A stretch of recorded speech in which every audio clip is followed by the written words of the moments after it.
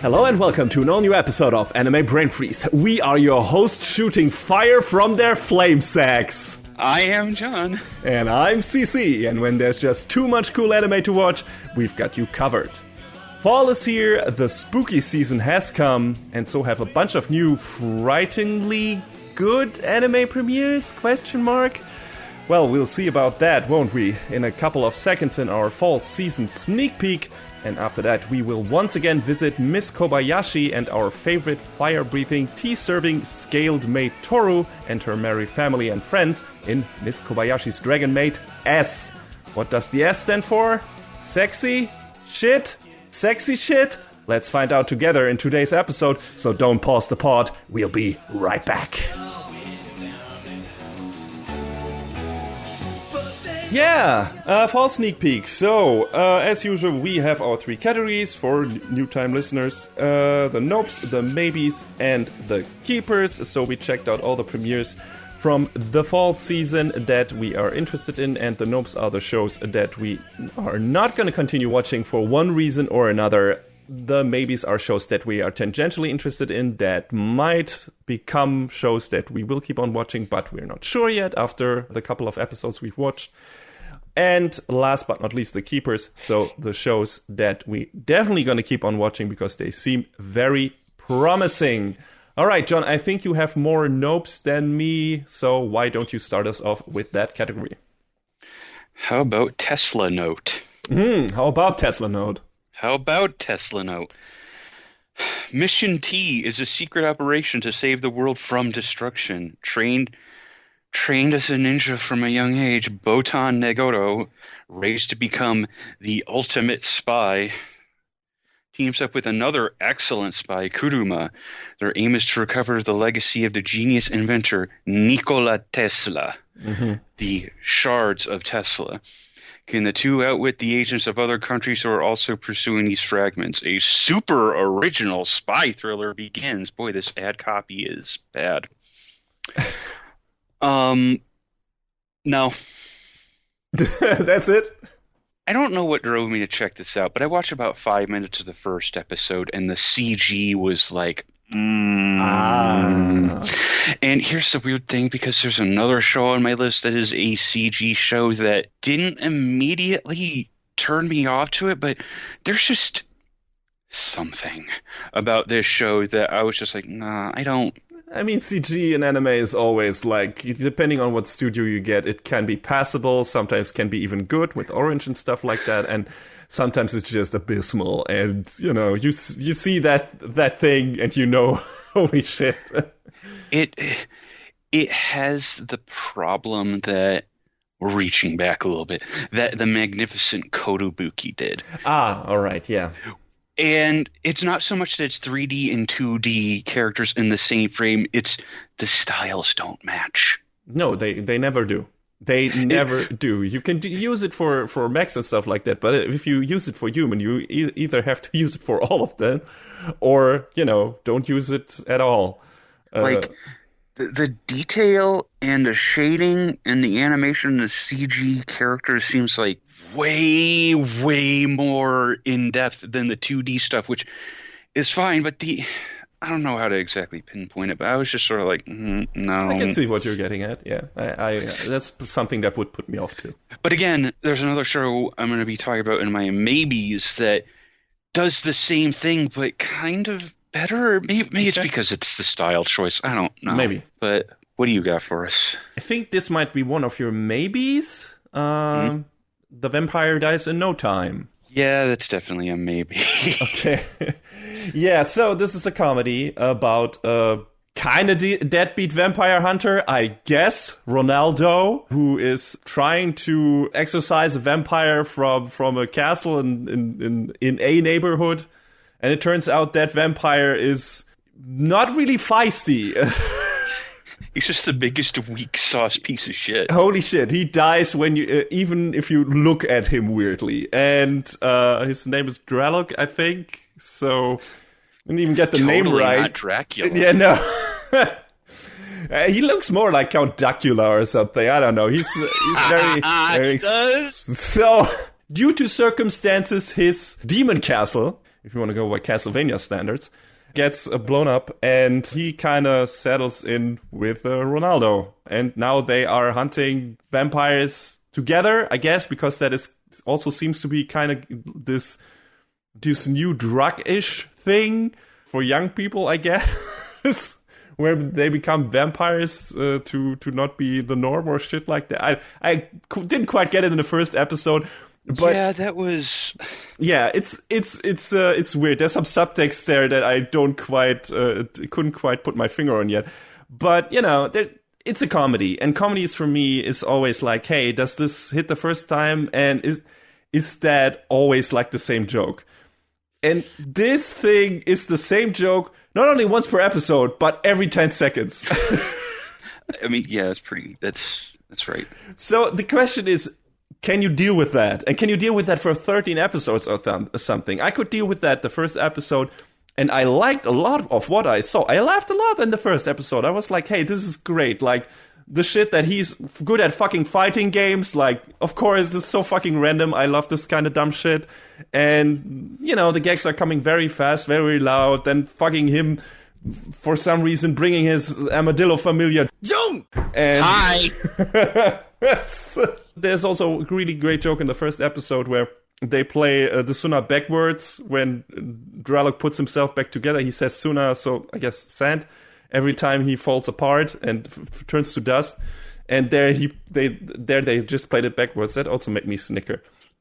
I was like, I was done with this episode, and I looked at the preview, and I was like, I think I got all out of this show I wanted from the first episode. All I needed. I don't think I need any more of this. This was fun. This was enjoyable. There were some good jokes in here. I don't think I need to watch another minute of this. I think I got everything I need from this show. I had a good time. That's it. I'm fine with, leaving this in the dust. So, I don't know, John, you apparently are honkering for more of that sweet blood juice, I guess. I at least watched the second episode. I don't know how much further I'll go, but the second episode was pretty funny because Ronaldo's editor calls him and says, hey, so how's the second volume of your memoir coming along? Your manuscript is due now. No, and his editor is very aggressive about these things, and Dralok totally sells him up the river when he tries to escape from him.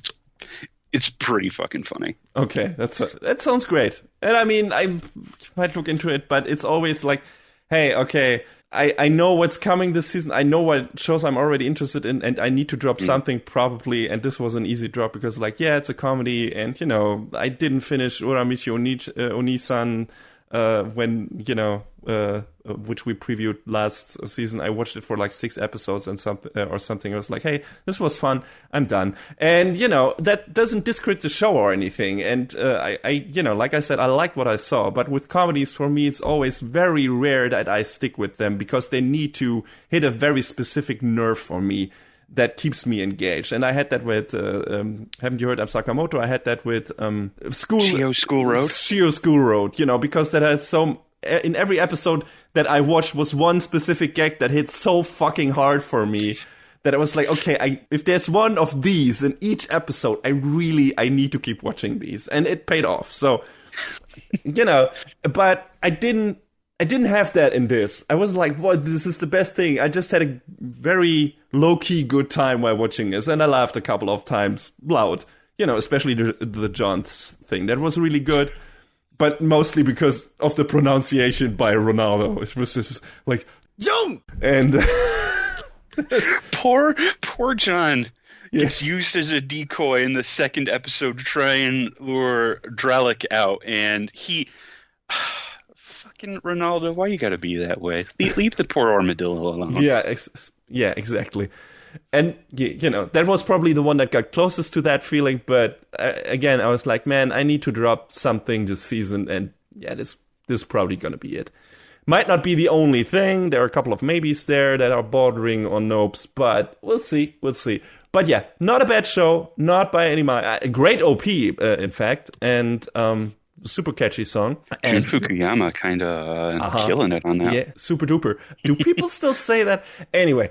Maybe? Yeah, now they do. If you're into that kind of comedy, loud, fast hijinks, and some fun references and everything, pop culture references, it's all of that is in there, and you'll have a good time, probably, and we might hear more about this show if John sticks with it, and yeah, we'll see. So, John, what is your other nope? It should be a nope. I should drop it, but I probably won't. I don't think it's really worth talking about beyond this, but Tawawa on Monday. Okay, I have not heard about this at all. So, this doesn't really have an overarching narrative so much as it is a show about people in their workplaces and different like days and set pieces and situations and whatnot.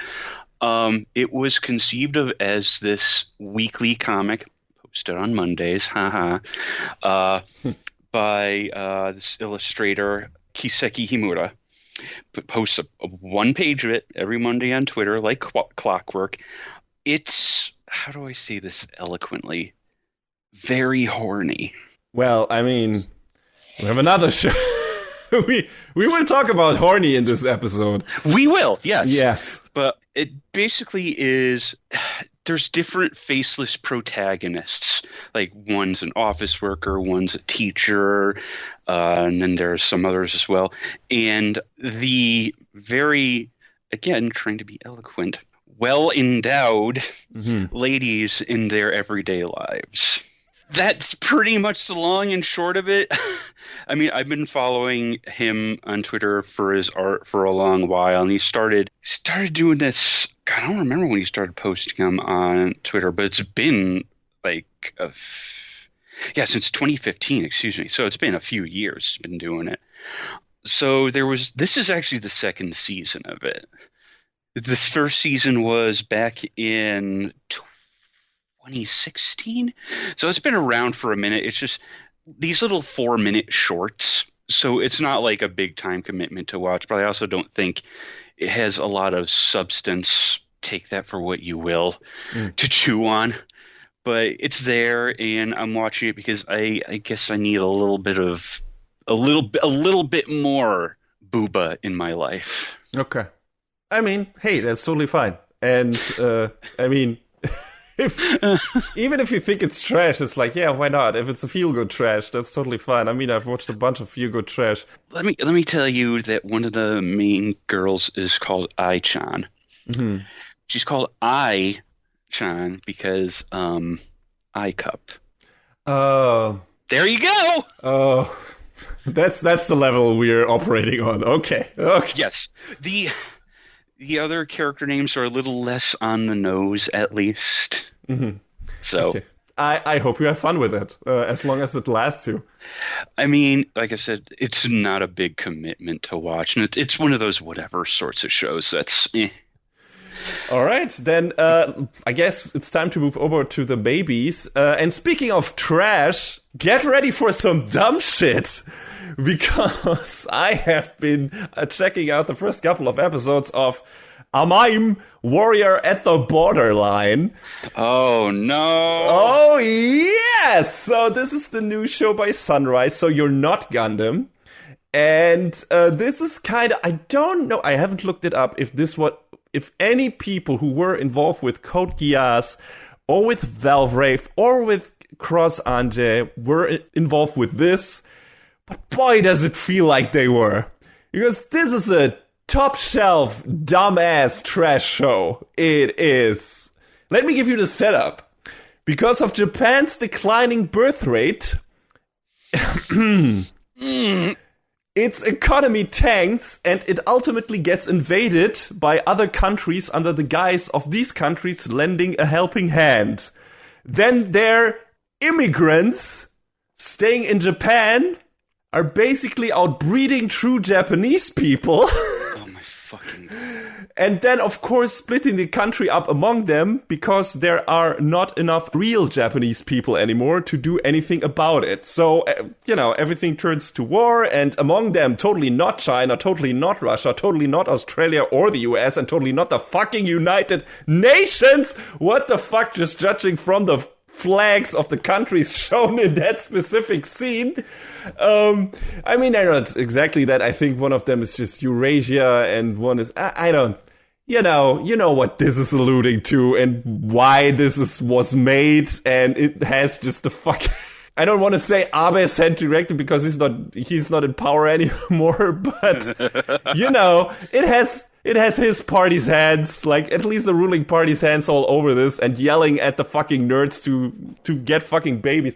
It's ridiculous. This fucking show, it's wow, just right from the get-go. And the second episode, I'm not going to talk about it here because I want to keep some for a review, and I'm pretty sure it's a maybe for now, but I'm pretty sure it's going to turn into a keeper because I had a really good time the first 2 episodes. Probably not for the reasons that the creators intended, but I laughed a lot.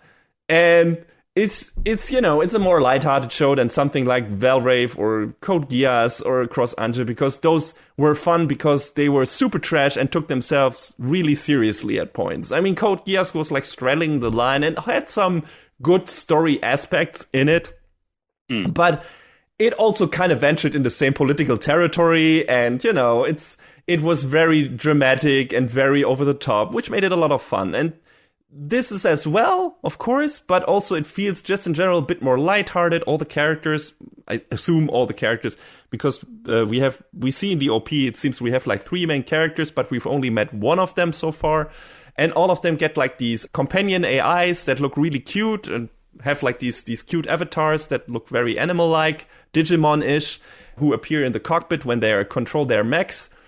And it feels a lot more lighthearted. Of course, it doesn't mean it can get super dark later on and take itself way too seriously and everything. And might also be fun because of that. That's what Valrave was, I guess, and Cross Ange. But, right now this seems more like a more lighthearted kind of Code Geass, kind of Gundam mishmash with some ridiculous political subtext. And, that's a fun mix. That's a fun, trashy mix. And I have really enjoyed that show so far. Plus, it looks really good. It's a really, really good-looking Sunrise show with fantastic mech fights, fantastic-looking mechs. If you're into that kind of stuff. And also, because that's kind of a rare thing these days. Not in general. I mean, mechs are still around. But also, these are all 2D. And there's not a lot of CG in this show. And I welcome that. And I definitely like to watch that. A quick glance at the main staff for the show shows that one person wrote 1 episode of Cross Ange. Okay. That seems like it's it. Okay. I'm surprised by that. But again, there was work on other stuff like Buddy Complex and some other stuff. So yeah, we'll see. I mean, like I said, this feels much more lighthearted than the other shows. It's just like, there are some things in there where you're like, oh my god, I can't believe you put this in here. And it's so overt and it's so right in your face that you can't help but laugh. So, it's a fun show, it's a dumb show, but if you're into Gundam stuff, and, if you're into 2D animated mech stuff and cool designed mech stuff, and maybe if you're into Digimon stuff like that, yeah, check it out. It's a fun show so far. I've been enjoying it a lot. I don't know, if it gets more tried and if it gets too soap opera-ish, maybe I might not stick with it, but so far it just looks like a fun action bonanza with a cool main character who's sympathetic, and he's gonna get a cool sniper buddy, and I don't even know what the girl is gonna be capable of. We haven't met her at all yet. We have met this sniper guy at the very end of episode 2, had a cool intro, and yeah, we'll see what happens. This might turn into something really fun, and maybe it turns into its own franchise. I don't know, but yeah, right now I enjoy it. Maybe for not the reasons, like I said, the creators intended, but yeah, it's a fun show, and at least it will probably produce some awesome looking toys. So there you go. John, what is your first maybe? Okay, I think I'm going to read the name of this right. Takt Op Destiny. Yes, that's also one of my maybes. Could you make your name any more difficult to parse? So, years ago, light-colored meteorites fell to the planet and began to usher a new chapter for humanity. But soon after, dark-colored meteorites followed, bringing with them fearsome monsters called D2. Their weakness is music, but music became taboo as it also attracted them. Humanity's only hope came in the existence of music arts and their conductors. In the year 2047, conductor Takt and his music art Cosette are traveling to New York while battling the D2. So I guess this is based, or is the basis for an upcoming mobile game, so here's your MOBA gay ad.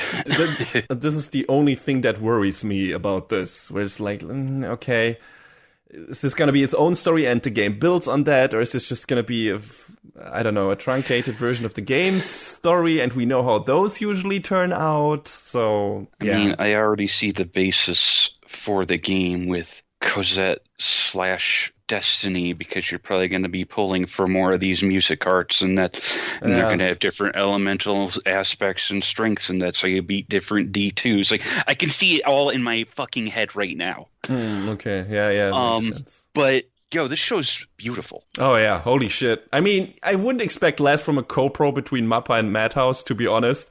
But this looks ridiculously good. And not only in terms of the flashy action, I mean, the flashy action is great, but also just a bunch of different mood-setting scenes look also really good, with great lighting, great shading, and just very intense eye for detail and everything. Of course, since, music is kind of the theme of this, there's also a big focus on music, and the music in the show is great, and when characters are playing music, it looks great, so... yeah, this is a really good-looking, good-sounding, well-directed show. That if you want to show someone how good anime can look, this is one of those. And I'm pretty sure it's gonna keep probably that quality up. It feels like one of those shows. Yeah, I don't see it dropping off through its own, because they want people to get interested in this game, so they have to keep it looking continuously good. Yeah, I guess. I wonder if that, if that pays off and people will be as interested in the game as they are interested in the show. I mean, I don't know how the show is doing. This might also be one of those cases where it's handled by one person, like collecting a bunch of favors again from a bunch of different people. I mean, Mappa is ex-Madhouse personnel, but still, this is like, okay, wow. I mean, it doesn't look like the staff list is like 3 miles long, like, say, something like One Punch Man. But they got the right people working on it, I guess. Yeah, for now, this is definitely... if you go into anime for the visuals, this is one of the shows this season that you should take a look at, because it just looks fantastic. I agree. It's also one of my maybes, and for now, I liked what I saw in the first 2 episodes. I'm going to give it one more episode, and if I don't fall off there, I'm going to keep watching. And also the story is interesting. The characters are interesting so far. I mean, maybe the most interesting thing was the kind of prequel or setup flashback episode we got in episode 2. And that's it. And we're not going to go any interesting places from here, really. But who knows? We'll see. I mean, it's also a road trip anime. So. Yeah, that's great. For now, this is... I got nothing really to complain. I mean, Takt is a bit of a dick. Yeah. And Cosette is your stereotypical kind of robot-ish girl. There's a reason for that, but also you see that trope, you know that trope, and you know why she is behaving the way she is. And the gacha thing coming in here again, like you said. And there's also another character in there, Anna, and she's great. And, we'll see where this goes. I can see this becoming more annoying over time, but also I see some strong indicators that this might turn into something I really, really like, just in terms of just from the setup alone. And the visuals are a big draw. So we'll see. I mean, this is cool. This is cool, and like I said, it looks really, really good. So that's reason enough for now to keep watching, I guess. I mean, and it does have some good moments in there, like in the first episode where Takt and Cosette kind of overestimate the enemy, and Cosette's like, oh, I guess I've been beaten. Thud. Yeah. Yeah, she always goes all out. She went to the Megumin school of thinking when it comes to planning her next attack, going just all in. And fuck the consequences. So we'll see where this leads. If they actually fix that, or if that stays her thing. And of course, there are a bunch of other music arts that are going to be featured in this show. Looks really colorful and diverse. So yeah, we'll see where this goes. It looks fun. My next maybe is the Faraway Paladin. So it's time to dive back into the isekai hole. So a man/boy named Will gets reincarnated into a fantasy world. Where have I heard this before? But to mix things up, he's quickly discovered and being raised by 3 undead creatures. Gus the Ghost, Mary the Mummy, and Blood the Hulking Skeleton. And yeah, they have become this makeshift family thing. Blood becomes a surrogate father who teaches him how to fight, everything about battle. Mary is a surrogate mom and teaches him about the world. And Gus is the surrogate grumpy granddad who teaches him magic.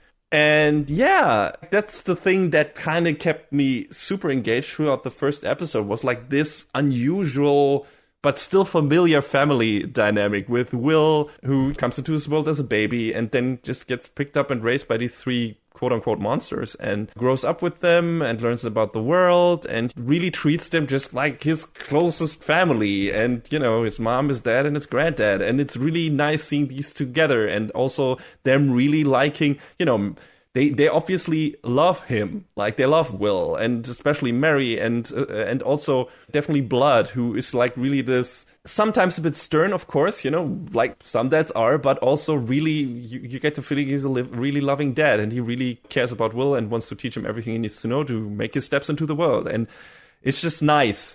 It seems like a very straightforward fantasy setting, but I really like this unusual family dynamic, and who are all these undead are very sympathetic in their own right, and Will is very sympathetic, and, the world is interesting, the lore is interesting, how this world came to be, how these 3 characters came to be undead.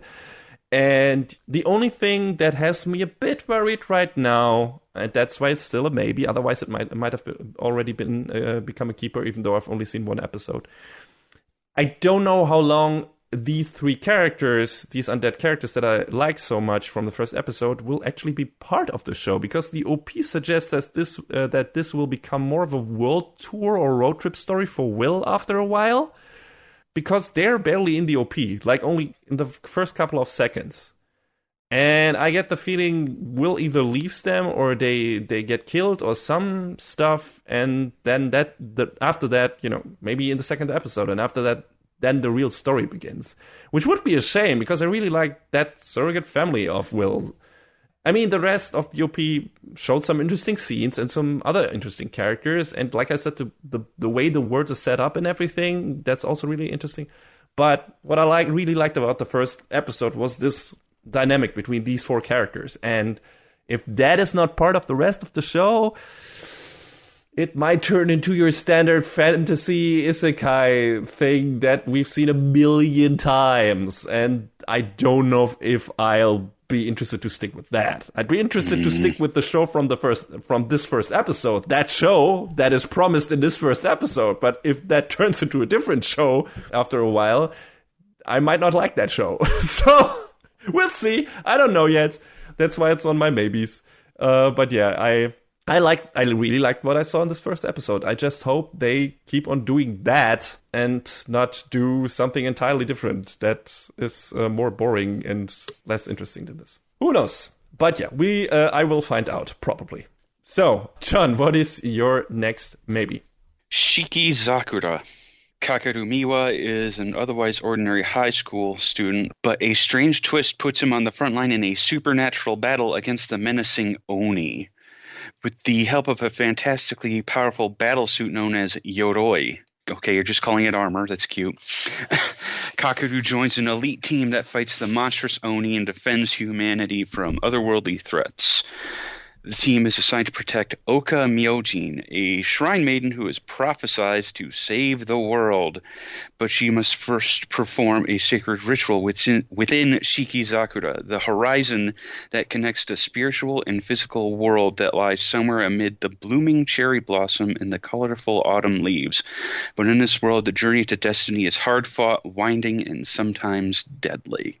This is the other CG show I was talking about. All right. I don't hate the look of it, though, because there's something about the way the characters look. There's a little less detail to them. I would not say low poly, but there's less detail to them that I really look at and my brain kind of connects the dots and says, yeah, this looks close enough to 2D to be a decent substitution. Interesting. So they look more flat, I guess? Yeah, like they're maybe it's because the textures are a little less detailed to give that illusion. And the characters like animate surprisingly well too. Maybe that's the reason why they do, because the models themselves are more simple.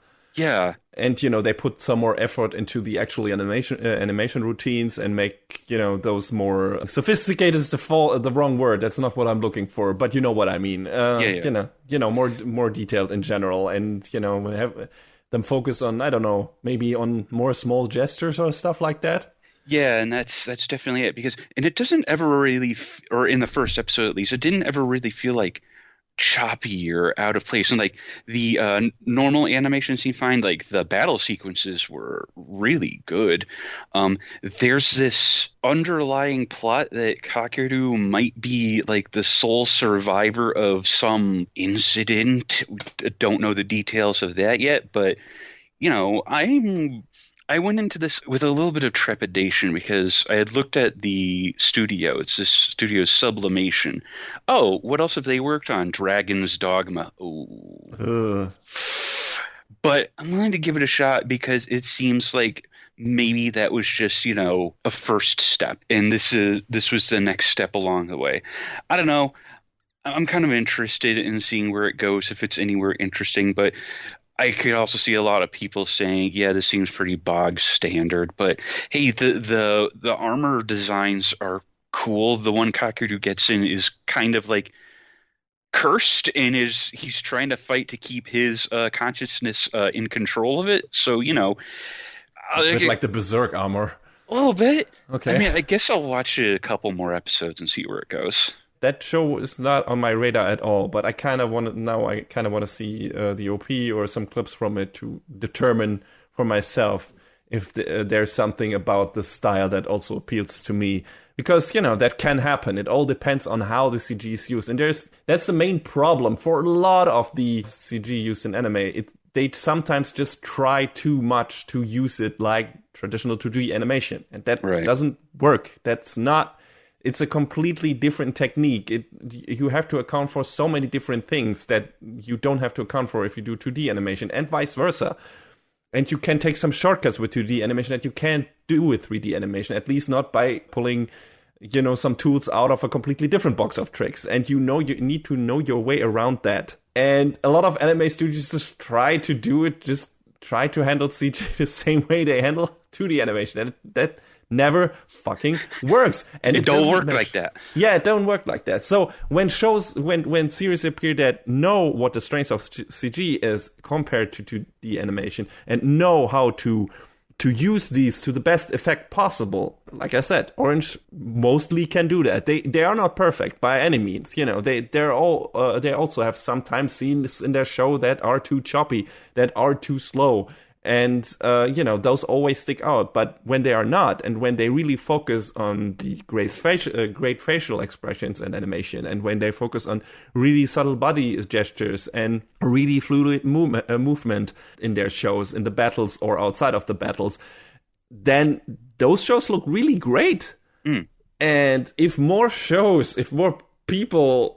creators realize that they can make CG really look good if they play to the strength of that particular style of animation, then I think we would have more of those. But, it's a pet peeve. But also, I'm really interested to see shows that really employ that animation style, that technique well. And then I will definitely stand those. I will be like, hey, this is an example of a show that does it well. So can we have more of that, please? As I have done with all the stuff that Orange has made so far. So don't let anyone ever say that I don't jump into the fucking trenches for shows that deserve it, for CG shows as well. There's just a lot of the problems there, like 90% of trash out there when it comes to CG shows and like 10% good looking shows. So we'll see. I'm interested. But if this one seems to be in that one corner, I kind of want to take a look at it and see how I feel about it, because that's interesting to me. I'll check it out, at least one episode or something. I mean, I hope for its sake they can keep it looking good, because like I said, I don't hate the style of it, like, because it doesn't feel like it's trying to do too much with what it's got. So I think that's its strength. But yes, what do you got? My last maybe is Sakugan. Is that one of your maybes or your keepers? It's kind of walking the line. Okay. Well, okay. Then that kind of fits as also my last one, because for me it's also walking the line. That name already is filled with a promise. Implications. Yes, and the first episode definitely delivers on that, I would say. So this is set in kind of like this underground mining city, I guess, town. It's about a dude and his daughter, Gagambu, and his daughter, Memempu. Those two are names. Yeah, when they first said their names, I was like, I'm sorry? Yeah. Memempu? Gagumber, not Gagumba. Uh-huh. Yeah, so they live in this underground colony, and Memempu is like this kid genius who has already graduated college and reluctantly helps her kind of deadbeat dad on his job as a, I guess, digger, miner, something. But her real dream is to become a marker, so an explorer of the labyrinth of caves, to find a mysterious place stuck in her memories, I guess. And her dad is worried for her and doesn't want to let her realize her dream. But when kaiju attack the colony all of a sudden, he decides that the best way to protect his daughter without losing her is to go with her on this journey together. And yeah, it's a very loud and energetic, fast-paced first episode. It's kind of this neat mix of, in terms of feeling and also visual style, of Gurren Lagann and Maid in Abyss. And the father-daughter pair is promising. It's also a really good-looking show. Probably the best-looking stuff Satellite has put out in a while, aside from the top-shelf episodes of Symphogear, I guess. And or Macross. Yeah. So, I would definitely, visual-wise, I would rank this up there with those. And so this was just a very, very entertaining, engaging first episode, good setup, and I have a feeling this is going some interesting places, and it has a nice RPG-ish feel to it, and the characters are interesting, the environment is interesting, setup is interesting. So yeah, this is might as well be a keeper. I haven't just put it in that section because I've only seen one episode. And it's like, the second episode might be like, oh god, what is this? This is becoming super boring and trite. I don't expect that, but that might happen. Also, Memempu and Gagambu are, in the first episode, are screaming at each other a lot, very loudly. Like, that's how the show opens, and that put me off a bit at first because it was just really a lot of yelling. And I mean, that's anime. That's totally fine. But to open your show exactly like that, and that's the first thing you see, basically after both of them get trapped, it's funny, but it's just like, Jesus, slow down a bit. This first episode in general just moves at 1,000 miles an hour. So I liked it. I like what I saw, but there's like these small pain points where like, okay, this could turn into something that I don't like down the road, but I have a feeling this is going to become a keeper pretty quickly, just in terms of what the show is promising. And yeah, I like that promise. John, you probably did too. Oh yeah, definitely. I don't know, I like the dynamic of father-daughter going on this grand adventure together, trying to seek out Memempu's mother, and just maybe your dream is more than a dream. Ooh. Maybe there's more to Memempo that we know right now, because there might be a reason why she's such a genius. Who knows? We'll see. Also robots. Yes. Really cool looking robots. More like, not stylish mech things like you see in Gundam, or you might see in Macross, or you might see in AMAIM, but, more workman-like actual, work machines. At least that's what they look like now. Also the marker machines as well, really. So this feels more like a real like a real robot and not a super robot anime right now, even though, they do some really cool super-ish shit with it in the first episode, but this feels more like that. And we'll see where it goes. But yeah, it's a very, very interesting first episode. There was also, man, when the kaiju crash into the colony, that was... Mm-hmm. They were like, hey, don't get too comfortable. I was like, no. Holy shit, all right. Yeah, shit got very real very fast. Yeah. I'm looking forward to seeing more. I think the next episode is out today, maybe? I'm not sure. Yeah, I think so. Show. Yeah. Okay, yeah, looking forward to it. Anyway, that was my last maybe. John, do you have a one left? I mean, it's a maybe for me, just because of how I felt about it when we first talked about it, but I'm sure it's one of your keepers, so it's Demon Slayer. Yes, that is one of my keepers. But also, I've seen the movie. You have not yet. I have not. But the first episode of this, I guess, was entirely new, and then the next 6 episodes are basically a recut version of the Mugen Train movie, which, a little bit of a peek behind the curtain, we were going to do a quick in the dead review of the movie, but then it came out that, hey, the beginning of the second season is just going to be the movie, so here I am, I guess. Yes. You can't escape it. I mean, you can, but... I mean, I don't hate Demon Slayer. It's just the first season, and about 80% of it, I was just sort of like... It looks pretty. It looks very absolutely. pretty. It's a good-looking UFO table show, yeah. UFO table putting in the hard work that they always do. Yeah. But it's just, I only care about 2 characters in this show. That's true. Everyone else is like... Well, I care about 3. Okay, maybe Inosuke as well. Yeah. But Zenitsu and the Hashiras can basically just go... Yeah, that's what I thought at the end of the first season, especially when we first meet the Hashira, they all come across like psychopaths. I mean, I've elaborated on that in our review of the show, and I didn't like any of them. They really successfully walked that back for the guy who we meet in this first episode, and who I'm glad gets a bit more screen time before the actual arc of the movie starts in this season. Because, he plays a very pivotal role in that arc, and we haven't spent that much time with him, and just, then throwing us into his story and everything in the movie felt a bit like, okay, I would have maybe spent some more time with that character beforehand, before he becomes so important, just to get more acquainted with that character. Because the last time I saw him and his group, I didn't like anyone from that group, really. I mean, maybe one... to an extent, 2, I guess.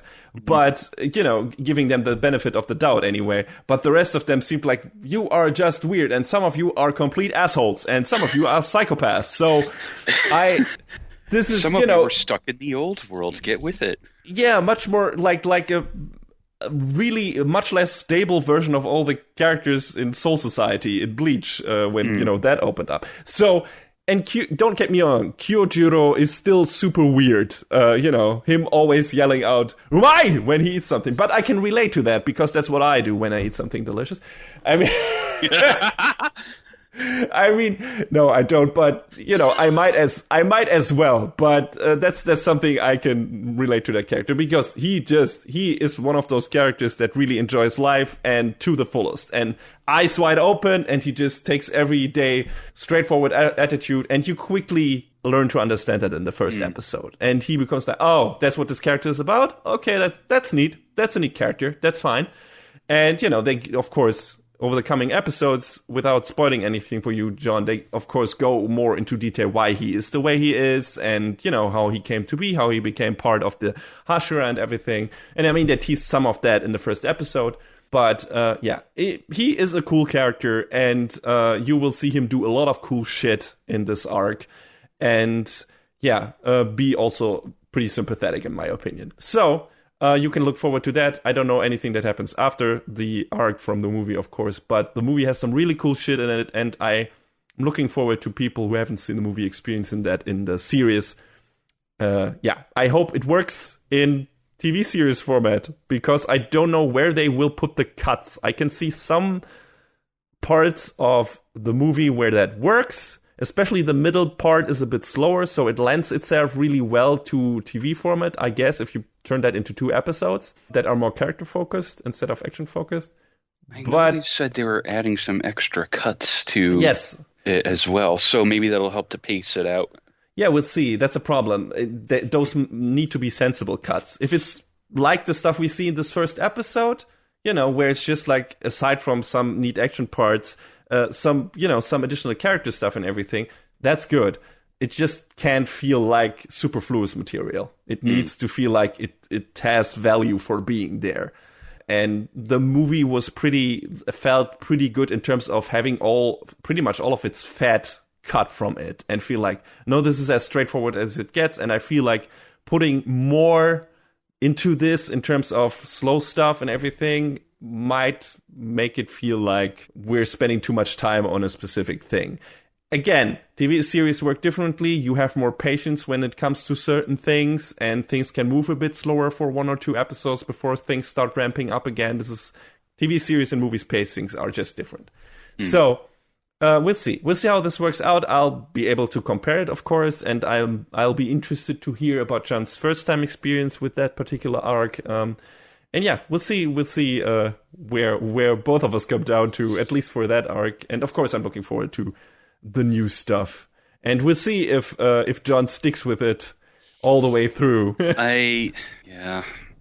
I mean, don't feel bad for dropping it if you feel like it. I'm gonna keep on watching it, but I'm the shonen guy, so. I mean, with me, shonen there's a show we're going to be talking about later in the season that I should have dropped, but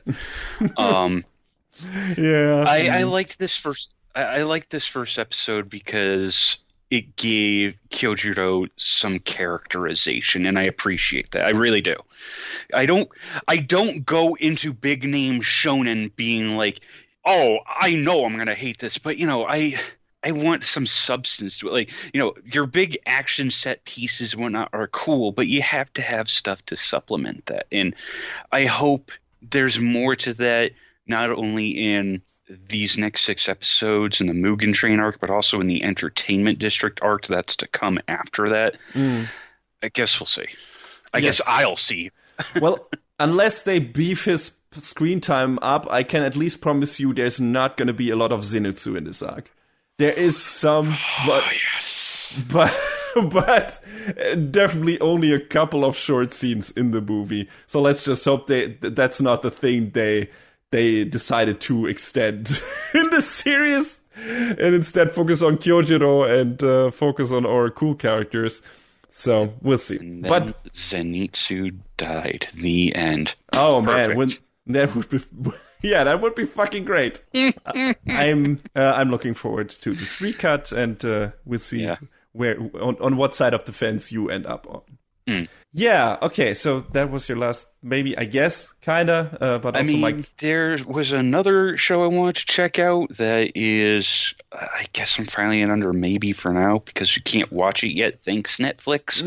Komi can't communicate, so whenever that starts airing, I want to check that out, and I don't know, we'll see if it gets talked about later on, but the TLDR on it, it's about this socially anxious high school student. Raise your hands. I think I've heard about this. Named Komi this Shoko. Concept.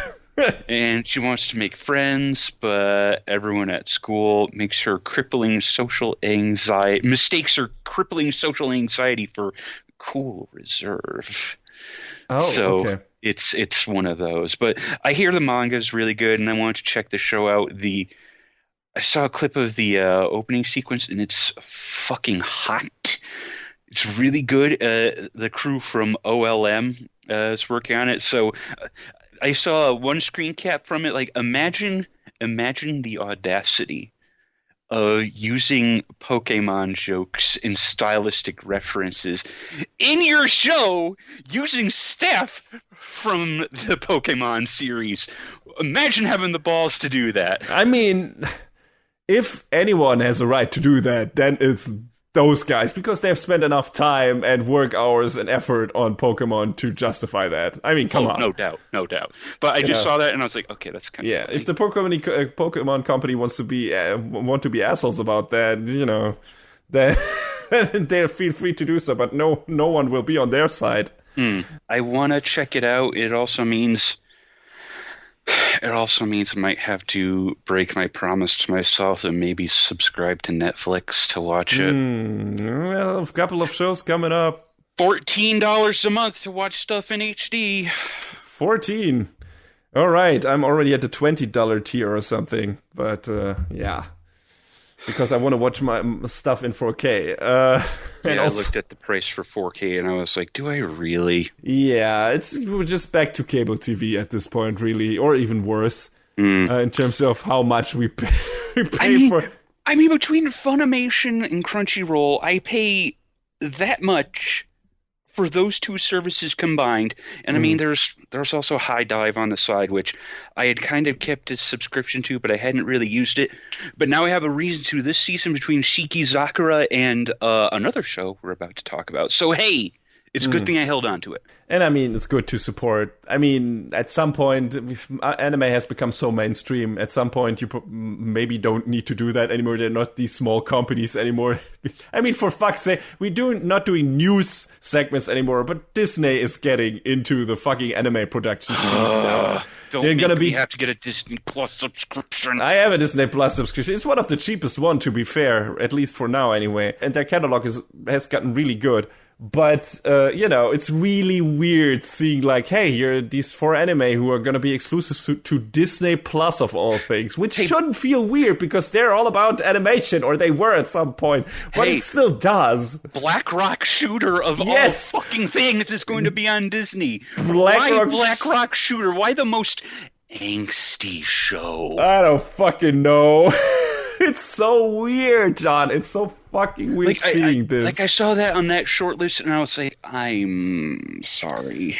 What? I mean, we had Star Wars Visions, but that's also kind of like straddling the line because this is a thing from a Western franchise that is just, just like the Animatrix and stuff like that. It's like, this is anime definitely, but it's also like kind of different thing, and it's gonna sound contradictory to me to say, but I feel like that's a fit only because Disney owns Star Wars. Yeah, exactly. So it's like, okay, that's why it's there, and that's fine. And I thought it was a one-off, and then we're gonna get that Kingdom Hearts show, which I don't really know how that's gonna look. If that's gonna be CG or if it's gonna be 2D animated, and that's also gonna be in Disney Plus. But aside from that, it's like, yeah, that makes sense. Those are our Disney properties to an extent. But this is just like, hey, here are your anime shows, and now they're on Disney Plus. It's like, whoa, what? If the Kingdom Hearts show actually happens, I'm gonna have to pull the trigger. God damn it. Maybe. And, hey, wait, then you can watch the new DuckTales show. That's a fucking fantastic show. That's true. So that's going to pay off for you. And, and I mean, but yeah, look at this. I mean, what are the biggest streaming anime streaming services out there then? Like, one is owned by Sony, one is fucking Netflix, and one is fucking Disney. So you can't tell. By Sony. Yeah, 2 of them by Sony. So you can't tell me that anime is niche anymore. What are you talking about? Are you high? Yeah. It wasn't niche 10 years ago. No, yeah. It definitely crawled its way out of that thing, that niche a while ago that it was in. So, I don't know how we came to this tangent.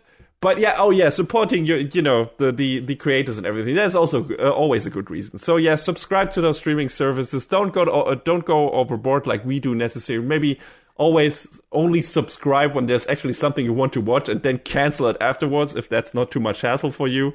I should do that more often because sometimes there's just not enough to watch on one of those services. And I've only kept my Netflix account around because, some of my family are using it as well sometimes. And it's just like, okay, it's just too much trouble to cancel it. And then one of them wants to watch something. And it's like, okay, all right, just, there's I don't know that. how true this is, but I think if you're talking about supporting the shows and their creators, the best way is actually through home video and merch sales. Yeah, maybe.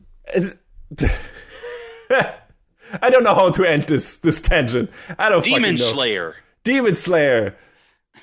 No, that show you talked about. It's gonna be on Netflix. Right. Komi. All right. I lost my train of thought. Komi-san can't communicate. I might also check that out, but I don't know if it all depends on how they handle that material. If it's just made for her being, oh, look how cute she is when she's battling her social anxieties, that's not something that would probably turn me off. It's like, no, this is a really troublesome topic, and I want it to be handled kind of like Watamote or something like that, where it just punches you in the fucking gut and makes you, oh, do you remember that? Do you remember that from your fucking school days? And, doesn't pull any punches. So. Yeah.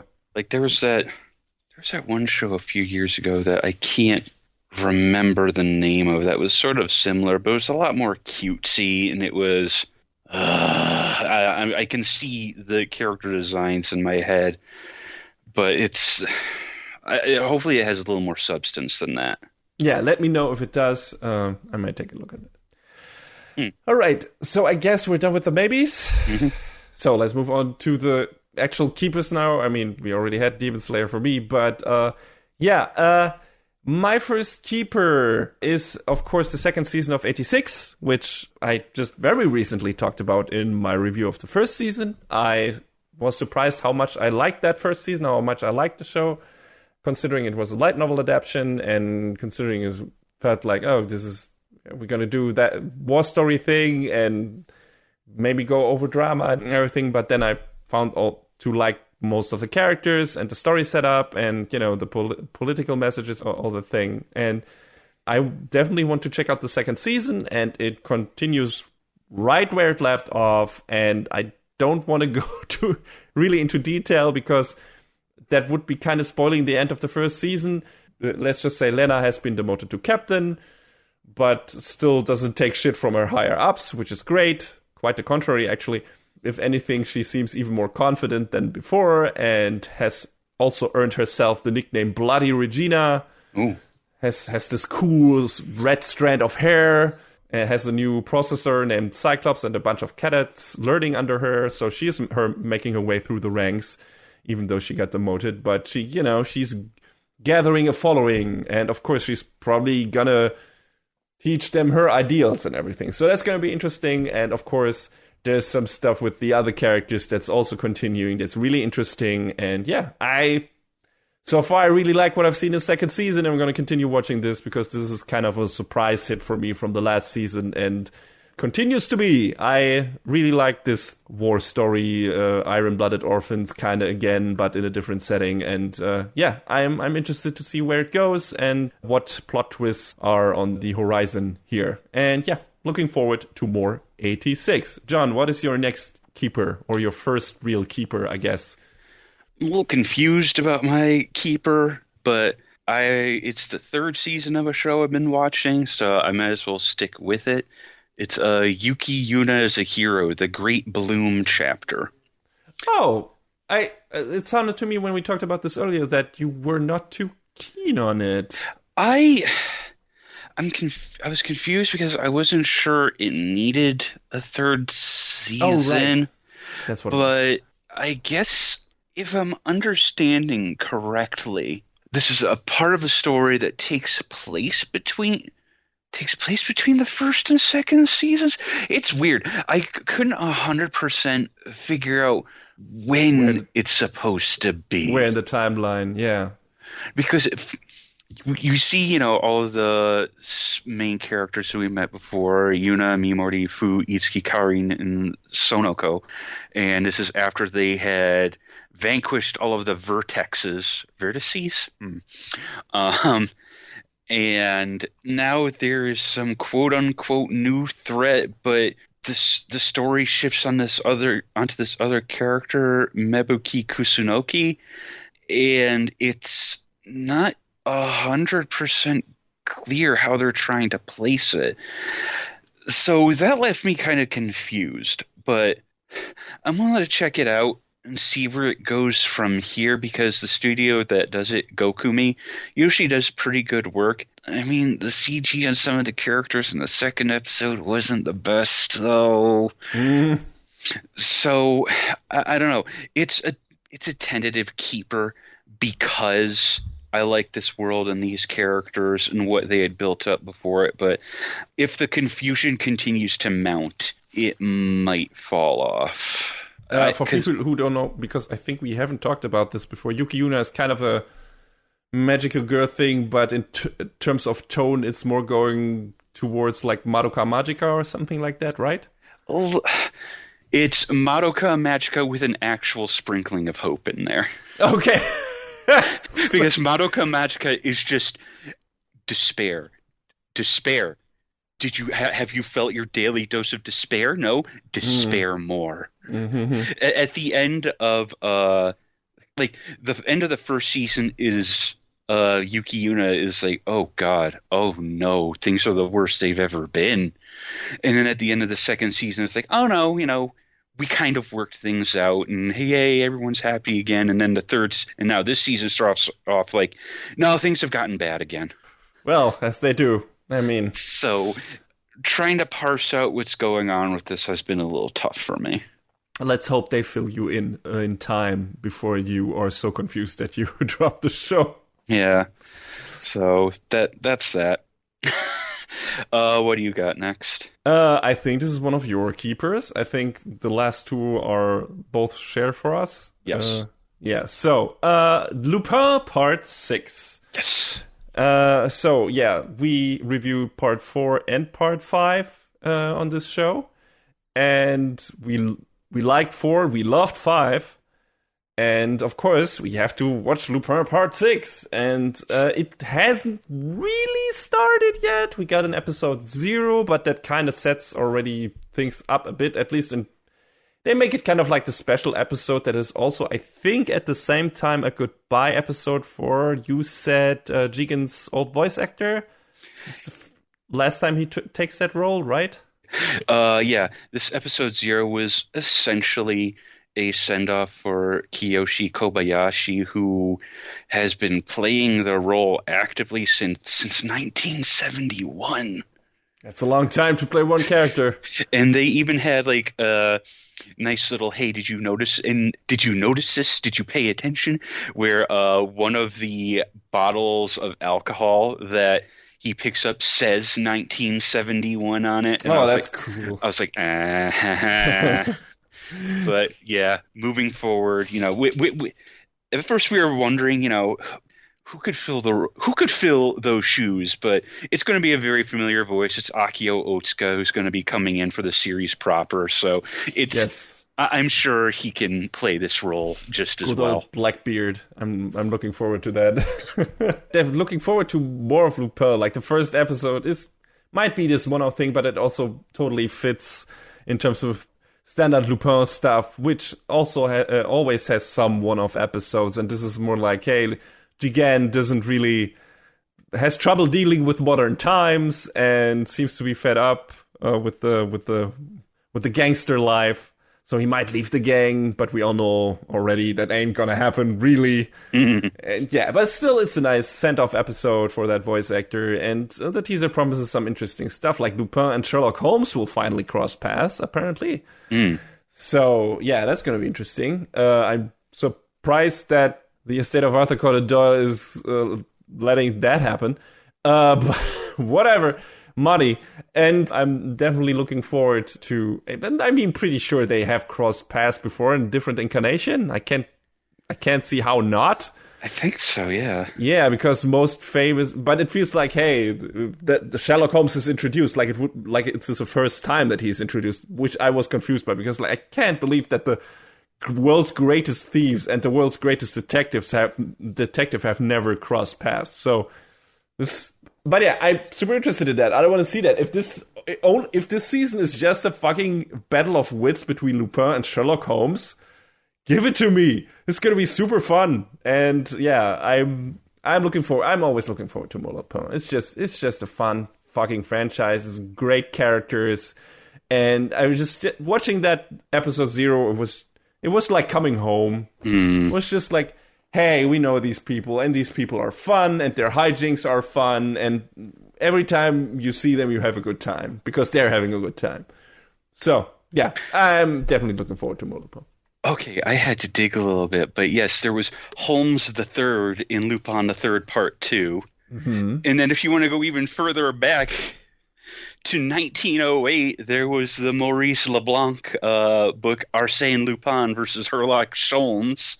Aha! Because that is a common usage of his name because of, the Arthur Conan Doyle estate getting all uppity about the character's name. But apparently they're using his real name in this. Yeah. Or did they say Sherlock Holmes and just a subset Sherlock Holmes? I don't fucking know. But I think they said Sherlock Holmes. I mean, the last Ace Attorney game that came out, they definitely used Sherlock Holmes because, Yeah. So, that made me laugh. Yeah, nothing more to say, really. More Lupin is good. Please, more Lupin. Give me more. So, if the last 2 seasons are any indication, this one is going to be great as well, probably. So, yeah. So far, Part 5 was the strongest one. We'll see if Part 6 can live up to that. I doubt it will suppress it, but because Part 5 made so many things right, but did so many things right. But I'm pretty sure we're going to have a good time. So that takes us to the biggin. But unfortunately, it doesn't air until December. Uh-huh. But what could that biggin be? Well, what else? JoJo's Bizarre Adventure Part 6, Stone Ocean. Yes. I think we're both really looking forward to the misadventures of one Jolene Cujo and the escape from Florida. Mm-hmm. Escape from the state. Just get the hell out of there. Get the hell out of fucking Florida. That sounds like a good idea. I mean, I can totally understand. But also, she first has to actually break out of a prison, I think. That is the story. I don't know how much is happening after the prison break, but that seems to be the setup, judging from the trailer. She gets imprisoned for dubious reasons. Maybe caused a car accident, but it also might have not been her fault or anything, and she just gets arrested because asshole cops, who knows? Yeah, gotta escape from the Green Dolphin Street prison, a.k.a. the aquarium. Uh-huh. It sucks that it's, that we have to wait a bit longer for this. On the other hand, apparently they're gonna drop, just like Netflix does, the whole season, so we can binge it. Wait, are they? Apparently, yes, I've heard so. I don't binge watch stuff. Yeah, me neither. But apparently, this is what they're gonna do with this. Oh, boy, so, right. I mean, you have time to slowly watch this until we actually review this. So don't worry about it. But you can watch it at your own pace. But beware of spoilers. That's all I'm gonna say. That's the problem. Yeah, that's just maybe put keyword thing on Twitter so everything that has JoJo's in it gets blocked from your timeline, because I've been through this with Game of Thrones and other things and The Last of Us, so definitely sometimes some steps needs to be taken. Desperate times, desperate measures. But yeah, maybe I'm wrong, maybe I misheard that, but I think someone wrote on Twitter on a news portal that they're gonna drop at least the first part of this arc in one go, which they have done for several shows. So I don't know if they drop all of it. I don't know how long this season is even going to be, but apparently they're going to do at least a huge chunk of it. Which makes sense, if they wait until December, probably for the dub or anything, they're probably going to wait until a bunch of episodes have already been produced. And then it would make no sense for them to wait.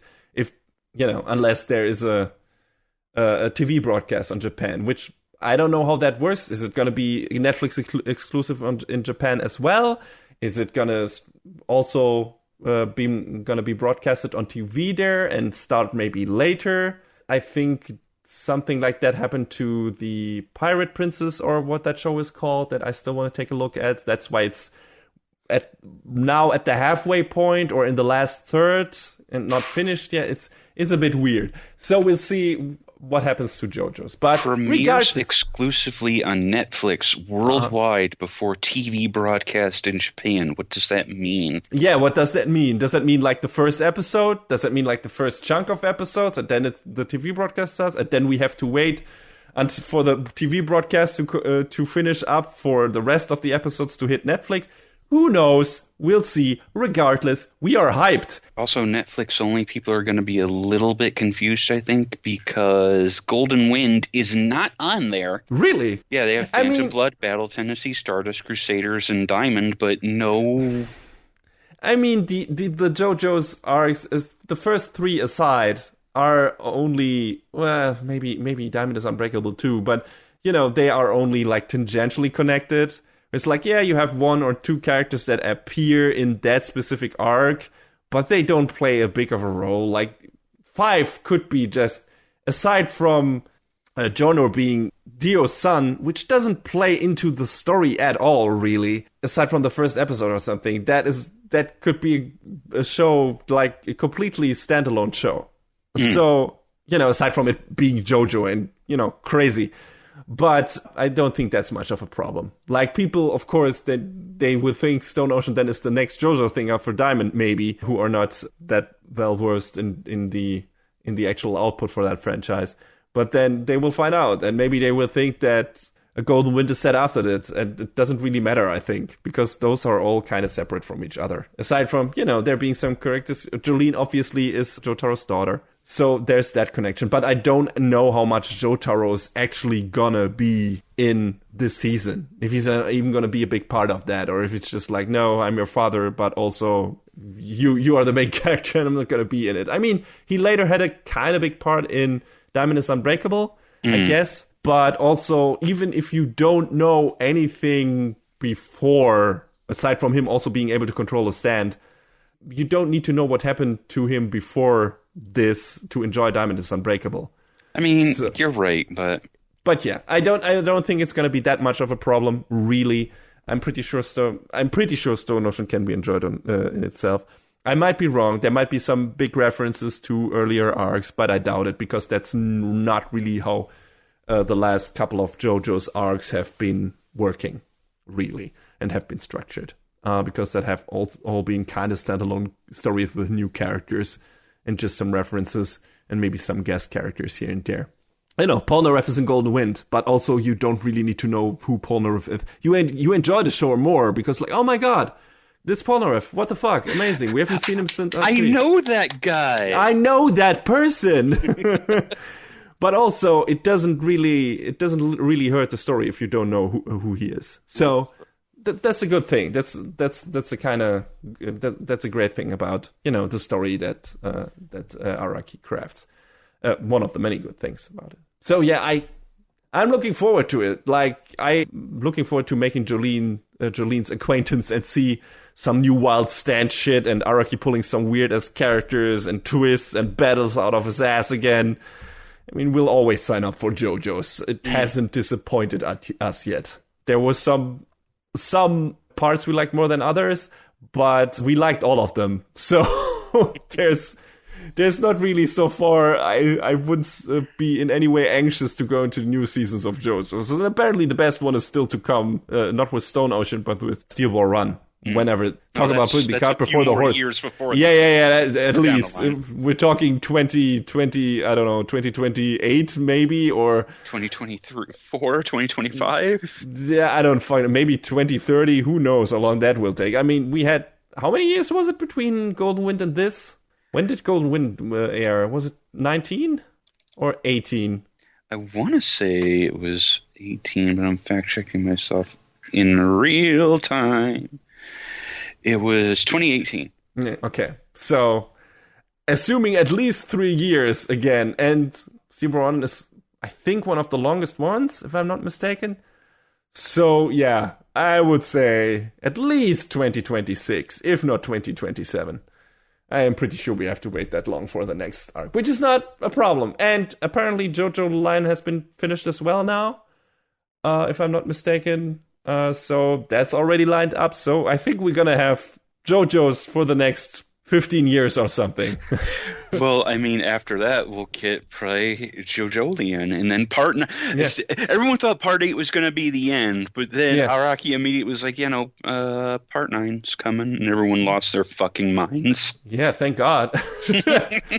Just, hey, if he doesn't run out of ideas, he can make fucking JoJo stuff as long as he wants. I mean, he can, even if he runs out of ideas, he can do his shit as long as he wants to. It's his work.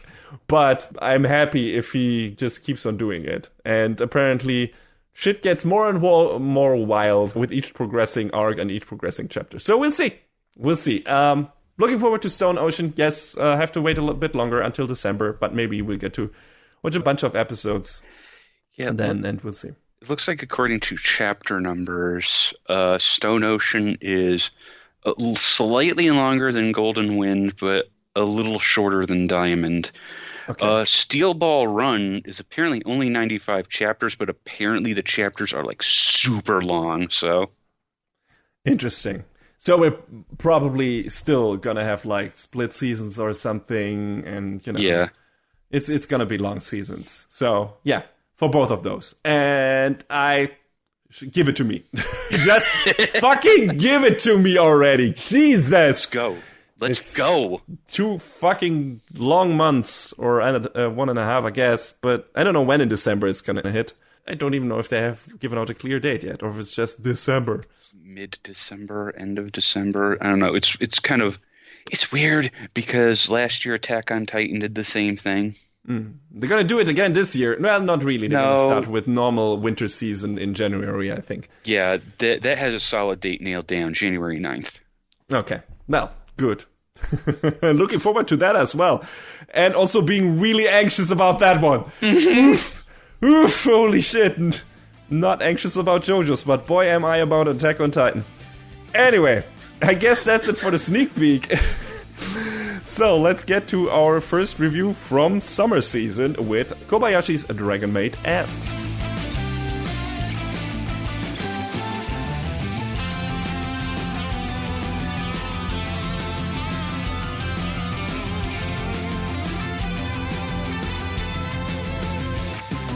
So, finally arrived at the second season. That's the S, I'm willing to bet. Dead ass. Just like Railgun T was Railgun Third, and I was so mad because I was trying to figure out what it meant all along. And they slapped me in the face with that T at the end of the show, and I was like, you fuckers. Yeah. I mean, it might be second, it might be sex, it might be thirsty. I don't fucking know. We'll get to that. But yeah, Dragon Maid. It's been a while since we talked about Dragon Maid. It has been. Due to circumstances at Kyoto Animation, I'm sure that's why it took a little bit of time to get to this. Yeah.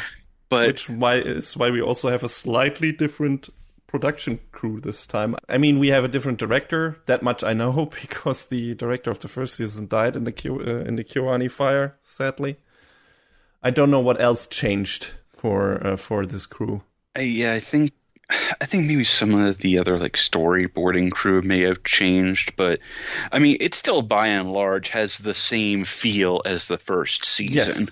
But also, that's my question, because I did not rewatch the first season for this. Did you? No, I didn't. Probably. Okay. We probably should have.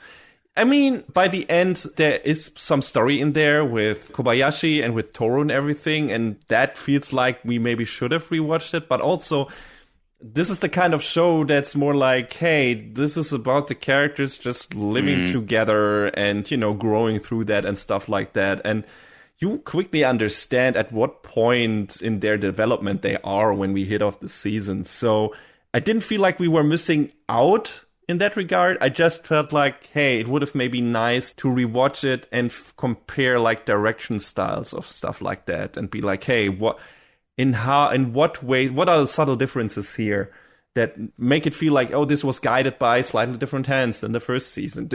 Does it feel like that? Because that's the thing. I don't remember anymore. You say that it feels kind of like, tone-wise, it's the same thing. And I feel like this season ramped up the fan service so much, but also maybe I am totally wrong with that. And maybe the first season was already going so overboard with that, and I just don't remember. And it's like, okay, am I just misremembering that? I just don't know. And that's would have been my reason to rewatch it, but I just didn't find the time. I mean, as far as I can remember, the first season was comparatively. A little more wholesome. I mean, this is a wholesome season. Like, but right? I mean, we get introduced to Ilulu, and yes. yeah. It has its dark moments, not only with Ilulu, but in general. There's just some moments in there, not like super grim, dark, gory, whatever. You know, it's not that kind of show. Like, deep down, this is still kind of an Yashike show, like a healing anime where it's just like, you have a really stressful day at work, and what's the show you're gonna turn on to help you, like, calm down and relax and chill and get the good feels? And that's Dragon Maid. Absolutely. It's one of those shows where it's just like, I can feel the uneasiness and the anger just fucking evaporating from my body while watching the show because it's so cozy. So, you know. It's a very comfortable, very... very familiar, and I think those are probably the best ways to describe it. But yes, so as Toru continues on her quest to become the greatest maid, good luck with that, Toru. And Kana calmly, fully immerses herself in her life as an elementary school student. There's not a dull day in the Kobayashi household, with mischief being a daily staple. On one such day, however, a massive landslide is spotted on the hill where Kobayashi and Toru first met, a clear display of a dragon's might. When none of the dragons they know claim responsibility, the perpetrator herself descends from the skies. Ilulu, the radical chaos dragon with monstrous power rivaling that of Toru. Sickened by Toru's involvement with humans, Ilulu resorts to the typical dragon method of resolving conflict, a battle to the death. Despite such behavior, she becomes intrigued by Kobayashi's ability to befriend dragons and decides instead to observe just what makes Kobayashi so special. With a new troublesome dragon in town, Kobayashi's eccentric life with a dragon maid is only getting merrier. Ha! That's one way to describe it, Mr. Yes. Ad Copywriter. This is a funny hit at the final scene of this season, I guess. A little bit. Yeah. But yeah, it's weird to say that this show doesn't, this season anyway, isn't as heavy on the plot. Like, we get backstory. We get plenty of backstory. Yes, more than we ever got, really. Like, we get much more insight into the world of the dragons and everything, or at least in the, you know, kind of society of dragons, how they work, what actually happens, why they are at war with the gods and everything in their world. And, you know, we get filled in on that. Not all the time. There are couple key episodes that go into that, but there's some in those. And while the first season, if I remember correctly, I feel like it focused more on Toru becoming part of the human world and becoming part of Kobayashi's life and why she wanted that, why she went for that. This feels more like, okay, now we're gonna elaborate on how that actually came to be. What life did Toru lead before she came here? And what life did the people lead she knows from that world, and so on. And some coming back to haunt her in the form of Ilulu, I guess. And, you know, also we get a nice flashback to when she was friends with Alma before they had their falling out. Those were my favorite episodes. Same. Like, I think the entirety, like, from this season, my favorite stuff is the Alma Toru stuff. It's just the best thing. Just the best story-wise, you know, has the most interesting stuff in terms of letting you know about the world of dragons. And has a really standout fucking fight scene in the last sort of... Like, I mean, this show already starts out very action-heavy when Ilulu enters the pictures. Who's just getting that out there. Boobs are way too fucking big. What the hell, show? But, I mean, they explain that because... It's her flame sex, yes. If they were any smaller, it would constrict her magical ability. Yes. Good save. Yes. Good save. You did it. Fantastic. Like, not to dunk on women with naturally large breasts, but her body size is the size of a kid, and her tits are bigger than Luke was. The fuck are you thinking, character designer? It makes no fucking sense. She would keel over. Don't worry about it. This is ridiculous. It's her flame sex. I had to laugh so hard when I explained that. It's just, what the fuck? Anyway. They dance around that in some weird and funny ways, though. And I'm glad in the beginning, she's part of the radical wing of the Chaos Dragon faction that Toru belongs to, who thinks that humans and dragons cannot live together because it will lead to tragedy. And there's something in her life that made her think that and believe that in her past experience and everything. And they go into that. And then, like you said, Kobayashi is trying to convince her that this is not the case because she has experience otherwise with Toru. And then she becomes part of that household. And when in the beginning, it feels like she's also going to go for Kobayashi's affection, but they kind of go away from that pretty quickly, which I was glad about. Yeah, I mean, they kind of allude to that both in the opening sequence as well as there. Yeah, exactly. Where Toru has her hissy fit when Ilulu leans in closer to and grabs Kobayashi, right? Yeah, that kind of is only in the first 1 or 2 episodes or something, where she really goes for Kobayashi and really throws her boobs in her face and everything. But after that, not really. Like, she takes on this part-time job in a candy shop, and there's some love interest for her there, and that they become close and everything. But I would say her stuff is also among the best in this season. Like, her experiences in the human world and how that relates to what she went through in the world she came from. Like, her parents were killed by humans, so she had trust issues. And Kobayashi kind of sees her old self in Ilulu as someone who was too willing to follow arbitrary rules to be a productive member of society. She kind of still does, and we'll get to that. But they have, like, some common ground, and that's why Kobayashi tries to integrate her into her circle of people and to make her see things from a different perspective and everything. And all that is pretty damn good. It's not the focus of a lot of episodes, but when it's in there, I liked it a lot. John, how did you feel about the Ilulu focus stuff in this show, in this season? At first, I wasn't so sure about it, but then I think it was the second episode where it was like a dragon slayer from Toru and Company's homeworld, Cremine, I think, follows her to our world, and they have this big fight where that really drives home that Kobayashi is trying to, become friends with Ilulu. She says that she can't accept the coexistence of humans and dragons since it conflicts with her upbringing. But which is also kind of contradictory because it's foreshadowed pretty early on in the intro sequence, but that she also had human friends back in her home world. And she thinks that Kobayashi's trying to trick her, to which she says, I'm trying to tame a fierce, evil dragon of chaos with sweet words to render her harmless. Will you believe what you've been taught, or would you care to be tricked by me? And I liked that a lot. I thought that was great. And like I said, like the first time she comes down from the heavens and just fights with Toru, just makes you remember that KyoAni just is really good at doing animation. Uh-huh. And I mean, I want to say earlier, like, there's a reason why a lot of KyoAni shows take time to come out. It's because they don't adhere to the fucking awful karoshi work style that a lot of other studios do. They work at their own pace, and that's why all their shows look so great and so consistent too. Which is ironic, considering where some of the stuff with Alma and Kobayashi goes to in this season, like theme-wise and everything. We'll get to that. Definitely a commentary on that. Yeah. It's weird. But yeah, let's get to Toru first, which is kind of still, next to Kobayashi, our main character, even though she takes a bit of a backseat in this season sometimes to other characters.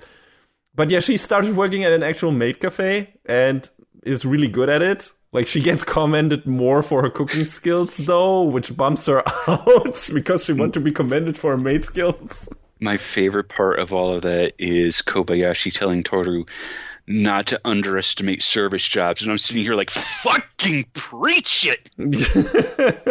Yeah, absolutely. Everyone who worked in the service industry knows what that is all about. But yeah, she stays there. Like, it's not like a one-time thing. She really becomes an integral part of that. And, when they have this, I don't even know which festival, was it the summer festival or something? She actually has a stand with that cafe and everything and sells stuff for the customers. And yeah, I like that. I mean, she definitely, in general, is doing some soul-searching this season, where it's like, okay, I got into this because of Kobayashi, but I also kind of want to find my own way aside from that. I don't Kobayashi is still my main focus and my main reason for being here. But aside from that, I also want to find another reason to be here and get closer to other humans and everything and become more integrated into this world. So she gets the job, she becomes part of the neighborhood watch, patrol, whatever, makes short work of some punks who ironically call themselves Dragon Busters.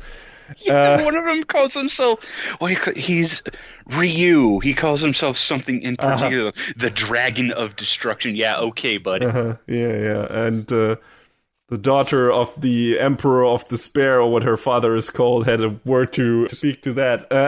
Anyway, and she tries to find a hobby, and she's naturally good at too much stuff, but doesn't really have any passion for it. Like, she is rocking the fuck out on an electric guitar of a neighbor, which is awesome. Yeah, it is. Fuck yeah. But she's like, yeah, I'm really good at this automatically, but I don't feel the passion for it. It's just, I feel the passion for the maid stuff, but this is not it. So that's also why she sticks with the maid job and everything.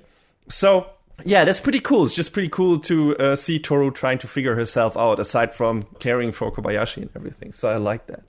And same thing counts for Elma, which kind of in the last season was introduced as like this, not arch nemesis, but she is, she has some beef with Toru, and she's from a different dragon faction and everything. And this season, first we see her, she became someone who also works at Kobayashi's workplace. That's where she became a part of. And Kobayashi and Takia kind of become this tight-knit work group after a while. That's how she figures into this whole family thing, family structure. Even though she's a bit on the outside at the beginning. But they become like really good colleagues and everything. And at the beginning of the season, it's like Elma learned how to code. Like, she challenges Kobayashi to a work-off, and which is just a weird fucking concept to me. But it's a weird to you? Yes. Just to you?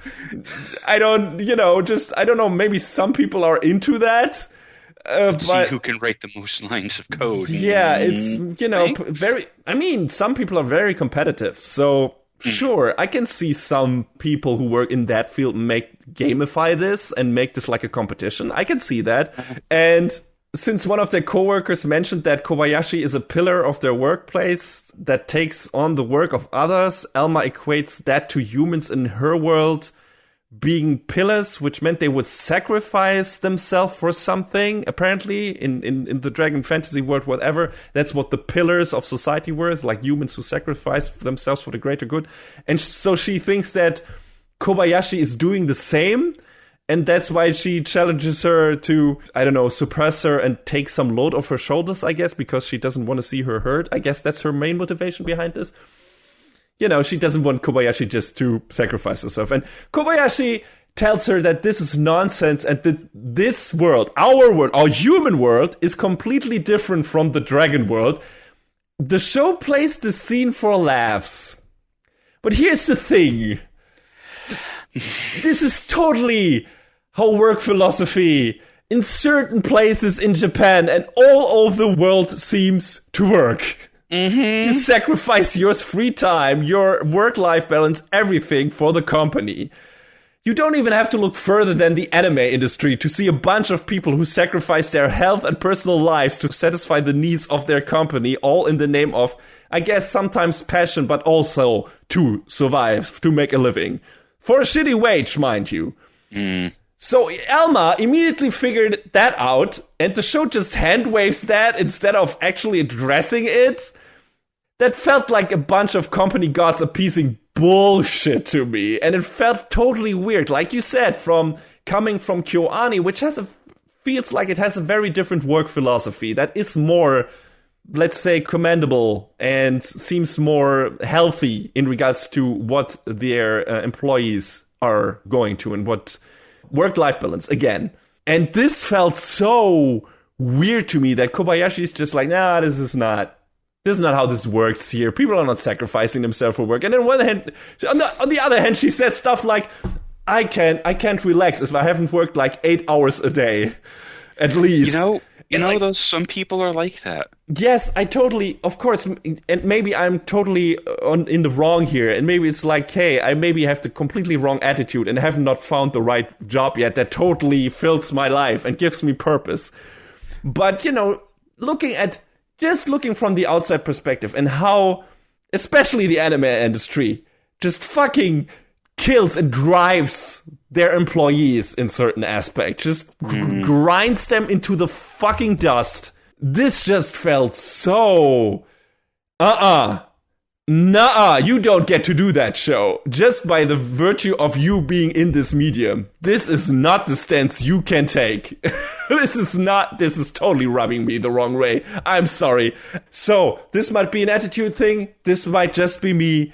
But that just jumped out at me. John, how did you feel about that certain part of the story? I mean, it seems like Elmo is trying to do the right thing for herself and for her coworkers. Yes, she's trying to improve the work conditions, actually. She talks about unionizing at one point. Great. Yeah, cool, fantastic. Good. But like everything just gets the way everything just gets deflected is just sort of like this is how the world is. You just gotta deal with it sort of attitude. And it's like, well, you know. And I don't know if that is just cynical defeatism, where it's just like, we've tried. All of us who wrote this story have tried to change this, and we just couldn't. And that's how it is. And we have settled. We have surrendered. And that would be really sad and depressing. Or if it's just like, just don't take it so seriously. That's just how the world works. And that would be bullshit. Maybe it's criticizing, actually. Maybe it's just like, hey, yeah, look at this. This is shitty. And she's trying her best, and she's trying more than anyone with a sane mind would probably try. And she's putting so much work into make things better. And she still can't do it. She still can't do it. So something obviously is wrong here. So maybe it's actually critique of this. Then it would be great. It's just like the first part of it didn't feel like it. Yeah, I mean, I do feel like it's at least on some level a critique. I mean, I know if at my current job, if someone tried to bring up, hey, what if we union, you'd be kicked out the door faster than you could finish that sentence, because welcome to the world where union busting lawyers exist everywhere. Mm-hmm. You don't need to look much for.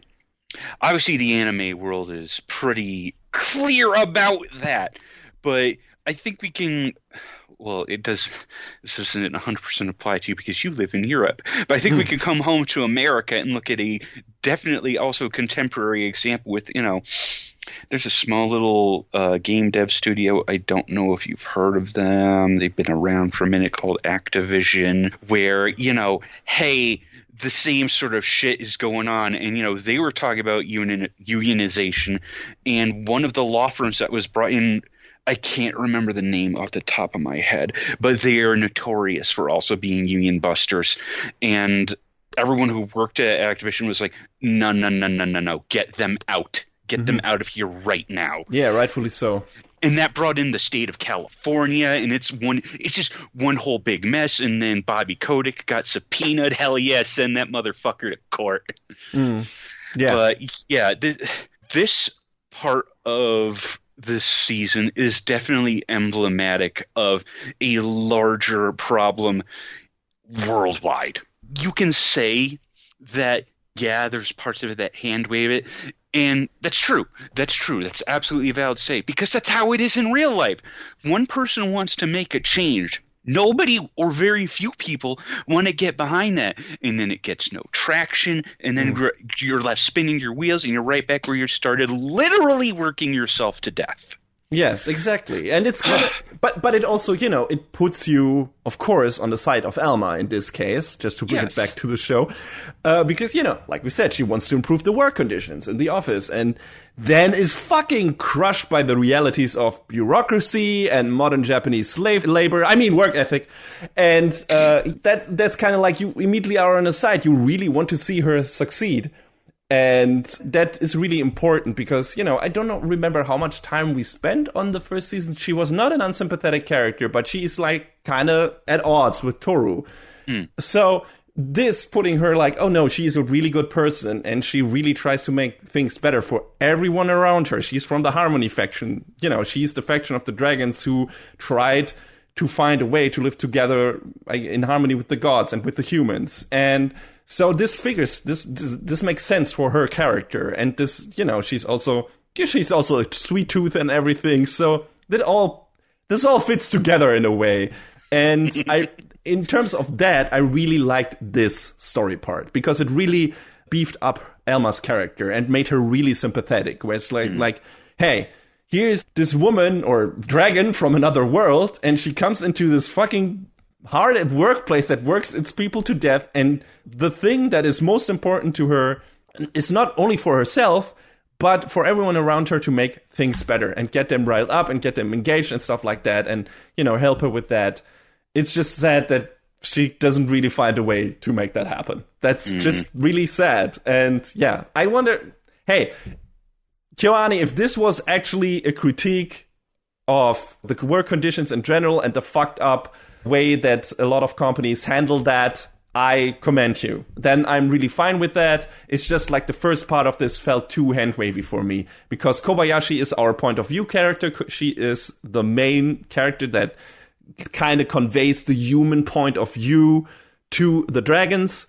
So her saying, no, this is how it is supposed to be, and, just fucking deal with it, and it's fine, and it's okay. And actually, I'm okay if I need to work this much, or I can't handle it. So it's like... Kobayashi also seems to be of two minds about it, because at one point she also says that maybe Premium Fridays will be more than just a dream. But she also wants to work an 8-hour day. So it's like, lady, you can't have both. Yeah, maybe because she has never learned anything better than this. So she can't even imagine in her brain what that would feel like, and that she might actually like it more than what she's doing right now. I mean, she can get severe back problems. And boy, holy shit, was that relatable to me. So I was like, yeah, maybe not working as much is also a solution to that. So definitely get behind what Elma is trying to do. And she does. It's not like she's... Once Elma, really tries for it, she and Takia really, get behind that and want to help her and everything. And Toro also gets into the mix, weirdly enough, because she wants... it's not weird, because she wants Kobayashi to be more at home, obviously. She wants to spend more time with her. She has an agenda. But I see Kobayashi just kind of surrendering herself to the thought that this is a pipe dream. That or... Going back to the whole games industry thing, so I listened to, I know I've brought this up before, Pat and Wooly's podcast, Castle Super Beast, and Wooly brought up this week that Eidos Montreal is switching to a 4-day work week. Yes, I heard about that too. Maybe if you work even if they're not longer days, but, you work 4 days, and then that way you're better rested in your... That's what the studies show. Studies show. They show you can only be productive for so long each day and only be productive so long for each week. So they have tested this and have shown that productivity for the people who work for only 4 days a week is as productive, if not more productive, than the people who work 5 days a week. And of course, then the problem becomes, again, same with home office and everything. Not all jobs can do that. Right. Not all jobs can do 4 work days a week. And, a bunch of companies, even if that was a thing that would be done on a grand scale for, specific for the entire country, let's say, for a bunch of companies, if that would be considered, a bunch of companies won't want to do that. It's just like, no, this is not how this works. I mean, it's weird because on the same side of the coin, Eidos Montreal is switching to a 4-day work week, but their QA division is not. Yeah, so there you go. Because a lot of that, I think, is contracted out by Square Enix. So, but it would be nice if they were given the same considerations, don't you think? Exactly. And I think a lot of this, just in general, to maybe end this giant tangent about fucking work conditions, which is not, it's anime related, but still, I know I brought this up, but it's weird. I didn't expect to go too much into this. This was kind of improvised. But to bring it happens. Yeah, it happens a lot on this show. I love it. I'm not kidding. I love our tangents. I fucking love them. But to end this tangent, this specific one, I think a lot of the stuff is just kept in place the way it is, either because it has always been this way, because that's the favorite argument for a lot of people, to do shitty stuff still a shitty way, because it has always been done this way, and you don't want to even think about changing it up because that's already too much work for you. And, even if it might be better for you as well and stuff like that. And I've seen that so many fucking times in regards to so many things. It's now my that is my trigger thing now, where it's like, we've always done it this way, so it has to stay this way, even if everything shows that it is a really bad idea to keep it that way. If people come to me with that argument, I instantly see red. I get so fucking angry. That's one of the reasons. And the other reason is because doing it a different way might make it difficult for some people to get more money out of it for them personally. Mm-hmm. I know this just got very political, but that's usually how it is, and why these things are not changed up, and why these things are not even being considered to be changed up. So, we'll see. I mean, things are changing, at least for some jobs and for some people. I don't know how much longer, how much more 100 years it's going to take us to maybe get to a different place that a lot of more people then have better lives through. But we'll see. It's probably going to take a while for the anime industry to get there. The whole from outside perspective. The whole argument that your parents grew up doing X in Y fashion is not an argument to keep things the same. I think that's pretty much the crux of the argument. You have to innovate. You have to adapt or die. Yes. But yeah, speaking of adapt or die, Toru and Alma were actually friends once. We get a rare glimpse into their past, where Alma was posing as a goddess, initially to help people, which went against the dragon's doctrine, and that piqued Toru's interest. But then she got lost in the feeling of being worshipped, and Toru deemed her motives to be shallow, and they started fighting. So that's where all their beef came from. It's just like they were actually friends, and they hung out a bit, but Toru kinda, was expecting something from Alma that she didn't fulfill, really. And that's why they had their falling out. And at that point, we get a literal dragon fight, which is pretty damn cool. Not them in human form, but actually as fucking dragons in that flashback. I would have loved to see more of this. Sadly, we didn't get any, but there was a legit kaiju fight there. It was really awesome. And yeah, even later in the show, which comes a bit sudden. Like they have this a bit later in the last third or something, Alma and Toru again have a ridiculously awesome duel. And it seems to be like it's supposed to be this closing point to them after having beef, rivalship, whatever, had their falling out, finally becoming friends again. But the setup for this came way earlier in the season, especially at the episode where we had that flashback. And it feels like that final fight between them, after which they become friends again, or, uneasy allies, I guess, feels like that fight should have come in an earlier episode. Yeah. It's just, it was placed so weird, and the rest of the episode had nothing to do with that. And then in the last third of that episode was like, we see each other outside, and you know what we have to do. And then Fafnir and Kobayashi are there. Fafnir as a judge, I guess, and as a referee. And then they have this fight, and basically they talk with their fists, like you do in most shonen anime. And then they're like, can we not just become friends again because of this and that? We finally passed this. We have spent enough time in this world together to finally get past this. And it's awesome. This is an amazing thing. It just feels so weirdly placed. It feels like they chopped it away from that part of the story where they had their flashback, and then had some stuff where they clash with each other in our world and everything. It felt like that belonged to that episode, and then they just postponed that. It's super weird.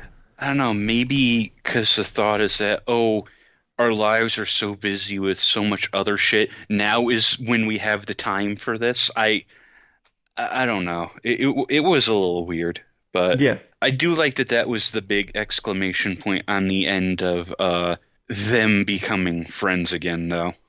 Me too. Just because at one point, they're talking about how Elma calls Toru a hypocrite because she said she wouldn't trust humans ever again, and look at what she's doing now. But Toru says she likewise couldn't approve of Elma's past because the humans treated her like a deity, even though, as far as I could pick up, it seemed like that's not how she wanted it to be. She just wanted to be, an ally to all humans, and also the food was pretty tasty. Yeah, she indulged in that. That was the problem. That was not her initial intention. That's not what she wanted to be, but she was so revered after a while and got gifts and food and everything so that she just accepted it in a way. And it was like, yeah, okay, I'll be that. I'll be a deity to them just to get more of this. And that's where Toru saw the flaw and the fall, because no, that is not what you promised them. That is not what you promised me. That is too shallow. You're being too selfish. But then Elma says the food tasted better because they were together. Yes. And then she disappeared. And Elma was worried sick because word had spread that Toru had died. And she just wants everything to be like the old days again. So I liked that bit a lot, at least. That, yes. Even though they had their disagreements, it all came down to, hey, why can't we just be friends again? And it's like, oh, that's all you wanted. Okay, sure, why not? Yeah, and it's great. And, it's simple in a way, but also it's nice that they go enough into that it doesn't feel shallow in this case. And, yeah, I liked all of the Elma Toru stuff in this season. I thought this was great, really fun. The Ilulu stuff also plays into that because both of these storylines are kind of heavy, not heavy, but they go more into the actual stuff with the dragon factions and everything than they did in the first season. Heavy, you say? Would you say top heavy? Oh, God, Jesus Christ! Yes, I would. How do I recover from that? Got him! Yeah. And I also like the Toru Kobayashi stuff in this season, although, like I said, it felt more like the big thing they did with that was in the first season, when it came to those characters growing together. I mean, they do a bit of that by the end, where we learn a bit more about why Toru came to this world, and her dad appears and everything. And there's the scene where Toru is really worried about Kobayashi for the first time, because Kobayashi catches a cold, and Toru doesn't know how to deal with that. Especially since she has seen human villages being ravaged by pandemics in her world. My, how timely. That's also neat, where it's like always when they build a bridge to Toru's past experiences and how that relates to her experience with Kobayashi now in this world and everything. So that's cool. But, I feel like the focus is on the Elma stuff and the Ilulu stuff. And that's, at least when it comes to her character and her figuring herself out. And for Kobayashi, basically it's dealing with all of that and, around her, and also becoming more of a, let's say, a better friend, quote unquote, husband, wife to Toru, I guess, because that's their dynamic. Let's not kid ourselves. And, better father/mother to Kana. That's also a big part of this, or a bigger part of this. And then they kind of wrap this up, this story with Kobayashi and Toru, like I said, where they go a bit into the background of her. And like Shota's dad is the head of the company of Kobayashi's, where Kobayashi works at, and turns out he's a friend of Toru's father, who, like I said, comes to visit in the penultimate episode to fill Kobayashi in on what transpired in the Dragon World before Toru met Kobayashi. And I feel like there was a more elegant way and more engaging way to tell that story than a giant exposition dump by Toru's father. But at least we got to see Toru as a baby dragon, which is super cute. Oh, baby Toru is adorable. Yes, absolutely. Like the cutest dragon you can imagine. Like just this wide-eyed, not any pupils, but just so fucking adorable. Just a fucking walking, talking plush toy, and yeah, really, really cute. And yeah, it turns out her motivation was Toru wanted to free all dragons from their obligation in the fight for and against the gods by ending the fight once and for all by herself. That didn't go so well. Sword in the back, not so well, in fact, like we saw in the first season. Boy, doesn't that sound a lot like what Elmo was trying to do for her coworkers? Yeah. Yeah, you're right. There's some parallels in there. I didn't think about that. So, yeah, maybe this whole show is actually a critique of fucking work conditions in Japan. Who fucking knew? Yeah, I think I might be coming around on this. I think this is just, yeah, that works.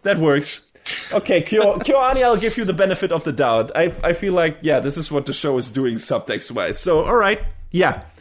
So that was Toru's deal. You know, the dragons and the gods were fighting, and some were on the side of the gods, some were not, and you know, some were trying to exclude from themselves from the fight, and she all wanted to be the dragons to be together again and not having any obligation to fight for one side or another or not to fight. And that's how that happened. And that's how she then came to the human world and everything. And we know what happened from there if you watch the first season of Kobayashi's Dragon Maid. So I felt like this show brought that part of the story to a pretty good close. That I don't know. I mean, we could still do some more with that. They could do some more with that. But I feel like that is kind of what we needed to know. And everything else that we get after this kind of story-wise is gravy. It's just like, yeah, sure, we don't need this for the food to taste good, but it's nice to have. So we'll see if they do some more with that, and maybe take Kobayashi to the actual dragon world in a maybe coming season if it happens. Who knows? But yeah, I like that the way they wrapped that up. How did you, John? How did you like that part of the story with Toru's origin and everything? You know, I thought it worked really cool, and it was really awesome. What I really liked seeing was getting to meet Kana, Lukua, and Fafnir in their actual dragon incarnations, and seeing, getting a little bit inside their heads as well. Like, Kana wanted to become human because she just wanted to do silly tricks and pranks because she was just craving attention. Toru calls Lukua a coward for not fighting, but she says it's because she doesn't want to fight because she thinks it's pointless to do so, and that Toru should just up and leave the Chaos faction, and that Fafnir he thinks that dragons should just live as they please, otherwise it's a waste of life, and that anyone who stands in the way of your decisions should perish, even your parents. To which even Toru was like, "Whoa, buddy, slow down." I know why I like Fafnir. Of all those four, for some reason, I like all of these. I like all of these characters, but the things he says, the things he does, the way he does them, he's just a favorite of mine. I love Fafnir so much. He's just so much fun. Like at one point in the season, he's fucking dancing in the streets. Yeah. He's my fucking spirit dragon. It's just like. He and Takia duke it out in Not Samurai Showdown. Oh, yeah, they do. That's right. Yeah, there's still a lot of cool shit with him and Takia in this season. And I like the kind of fucking roommate co-bros they have become. And, that's just playing the Vidya and having a good time. And just, Fafnir is a bit obsessed about that because it's all about treasure. And, of course, he likes those kind of games where you get that. But he's just fun. And then he wants to fucking sell a manga at a con, but he really has no idea what con visitors go for, does he? And Lukua does much better with her photos, I guess. Yeah, it's fun, which is also a nice comment on con culture, I guess. But it's nice, and I like every scene with Fafnir in it. He's so much fun.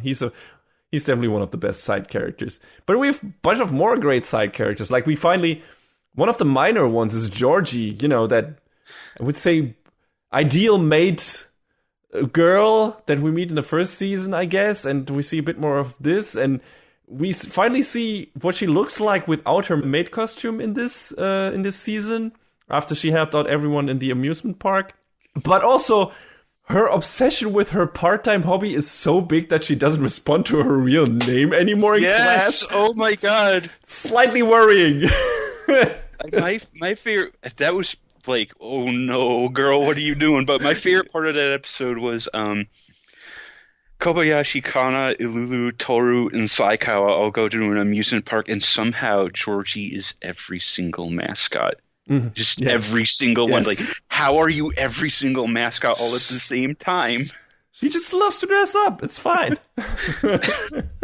She just, maybe should not forget her real name. That's maybe take some time off. I don't know. It's great to love your hobby. I love my hobbies too, but it's just. I mean, sometimes when you're really in there. Yeah, she has a passion. It's definitely. And then of course we have Shota, who is just.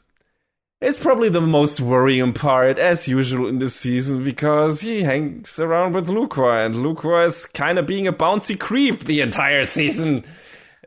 So I mean, she's his familiar? Yes, I know, but it's just, that's where the fan service goes overboard.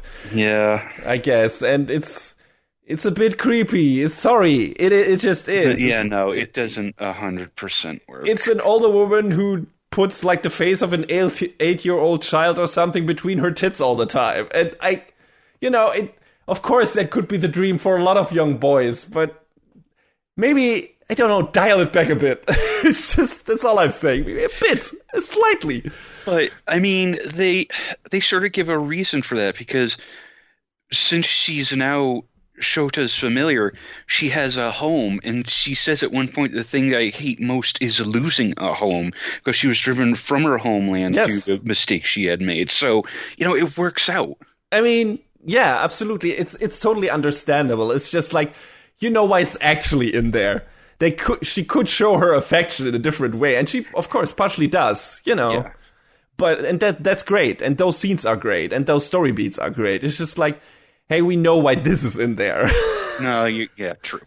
So, it's just like, all right, just, dial it down a bit, show. It's just like, and yeah, he hasn't quite gotten a handle on her forwardness yet, and he's a good kid, and she's a good goddess, dragon, whatever, so they figured it out eventually. It's just like, this was the point where it was like, hey, I don't remember the show being so relentlessly horny. So, and it was like, I don't mind that in general. It's just like, when it comes to certain subject matters, and I know Japan is more liberal with that, but that part is like, where I kind of draw the line. I'm like, maybe just dial it down a notch. Just a notch. You don't have to take it all out. Just a notch. Just a little bit. So dial it from 11 back down to maybe 10 or 9. Yes, it would totally be fine. And, I like Lukua. I like Shota. I think they're great characters. It's just like, there's some beats in there. It's just like, and visual beats. And like, Jesus, when fucking Fafnir draws his manga, and it's just like, Jesus, the manga! Yeah. It's just like, this is too real. And she loves it. At least some part of it, where she tortures the young boy with her the sexiness in the manga. And it's like, this is not a good thing, Lukua. Up until the part in the manga where the boy says he'll curse this woman to death for trying to seduce him, it's like, oh. But I also like that, that I like that Shota now becomes also part of the group through Takia, I guess, in a sense, and then starts playing games together with him and Fafnir. And then he wants to make a charm to give to his dad on Father's Day, and all of that is all really neat. So I think he has some good story beats in this season. And yeah, I like those.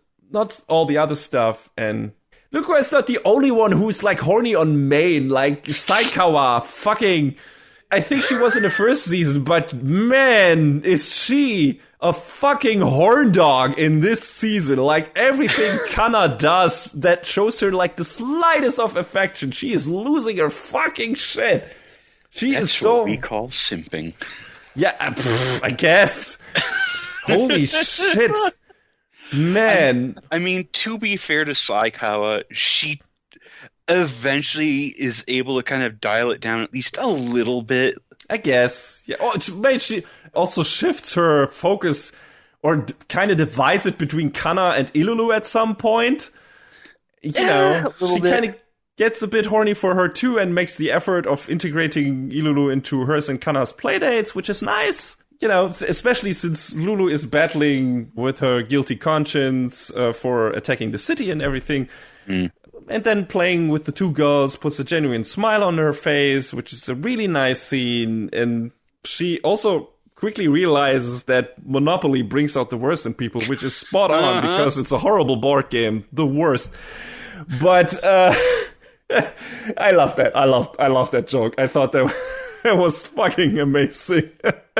I think one of my favorite moments between Kana and Saikawa was when a couple of the other kids in their class challenge Saikawa to go where the rivers meet, like way far away, and she's kind of about it until Kana agrees to go with her, and then they go and they run across Elma bathing in the river in her dragon form. Whoops! And then Saikawa tries to tell the other kids about it. Like, it was this big, and it was bathing in the river, right, Kana-san? And Kana's just like, Saikawa, that was CG. Yeah. What? Huh? Huh? What? It's great. I love that. I love that so much. Just the way Kana just like immediately, no, it wasn't nothing. Saikawa is like, through Kana, pulled into this other group of kids, basically, because even if she doesn't want to do a thing, Kana is always the one who's like, yeah, let's do it. I'm interested. This sounds interesting. In her usual low-key way, which is like, she seems really interested, but it's just, she's just so kind of, it feels so low energy, but in a good way. so like, hey, he's this very, very not ADHD child that is just like interested in stuff and wants attention and everything, but it's just very, very nice and very sweet. And that kind of pulls Saikawa into, because that's so like easy to deal with, she makes a lot of friends, and that pulls Saikawa with her, which is really nice. They also go ghost hunting, which is really fun, stumble across this weird fairy. And that's all really entertaining. The football stuff and everything. And Saikawa betrays her team so she could find out who Kana likes and everything. It was also a really funny beat. And yeah, I like a lot of the Kana stuff in this season too. Like her giving Kobayashi a present on Father's Day is hilarious and adorable. I like that her having a fallout with, like, the cutest fight with Kobayashi, where she just storms out of the fucking apartment. It's like, Kobayashi, baka! And then she flies to New York City! Yes! Makes a new friend there. Fights the mafia. It happens. Also, which make me think, later turns out that Toru was with her the entire time to make sure that she's okay. Yeah. Why did Toru not save Chloe? Like, that... I guess because it was Kana's adventure. Yes, I guess, but she was taken prisoner. That would be the point, to storm in and do it. And she was like, she was just waiting for Kana to do it. I was like, that seems a bit risky, especially we're really close before these mafia goons did something to Chloe. So, it was like, Toru, maybe take the initiative. Kana can her for a moment later, and she wouldn't have cared either, I guess. But yeah, the Kana stuff is fun because that's the most Yashike part of all the episodes and all the stories, I would say, because it's just like Kana going on little adorable adventures with her friends, just hanging out on the riverside, like you said, or in the park, or fucking in the school, doing some very low key, non-threatening stuff. Aside from the last bit where she fucking lands in New York and basically fights the mafia. She has these very, very, very comfy adventures, like childhood adventures, stuff one might have experience in their childhood as well. And it's just like, yeah, a bit of nostalgia and a bit of, hey, this is cute and this is very relaxing and just seeing these kids having a fun time. So, yeah, that's probably the most not character heavy, although there is some character development with her, Kobayashi's, for her, is her dad and Toru is her mom. And the way she grows into that and how she deals with certain things not working the way they should and stuff like that. So that's also really nice. But Kana is just a very, like I said, she's a very anime child. And that is, she is so not annoying and so uncomplicated and so just, you love to see her on screen. She is such a relaxing, fun part of the show. She's great. She's one of the great characters in the show. I mean, all of them are great.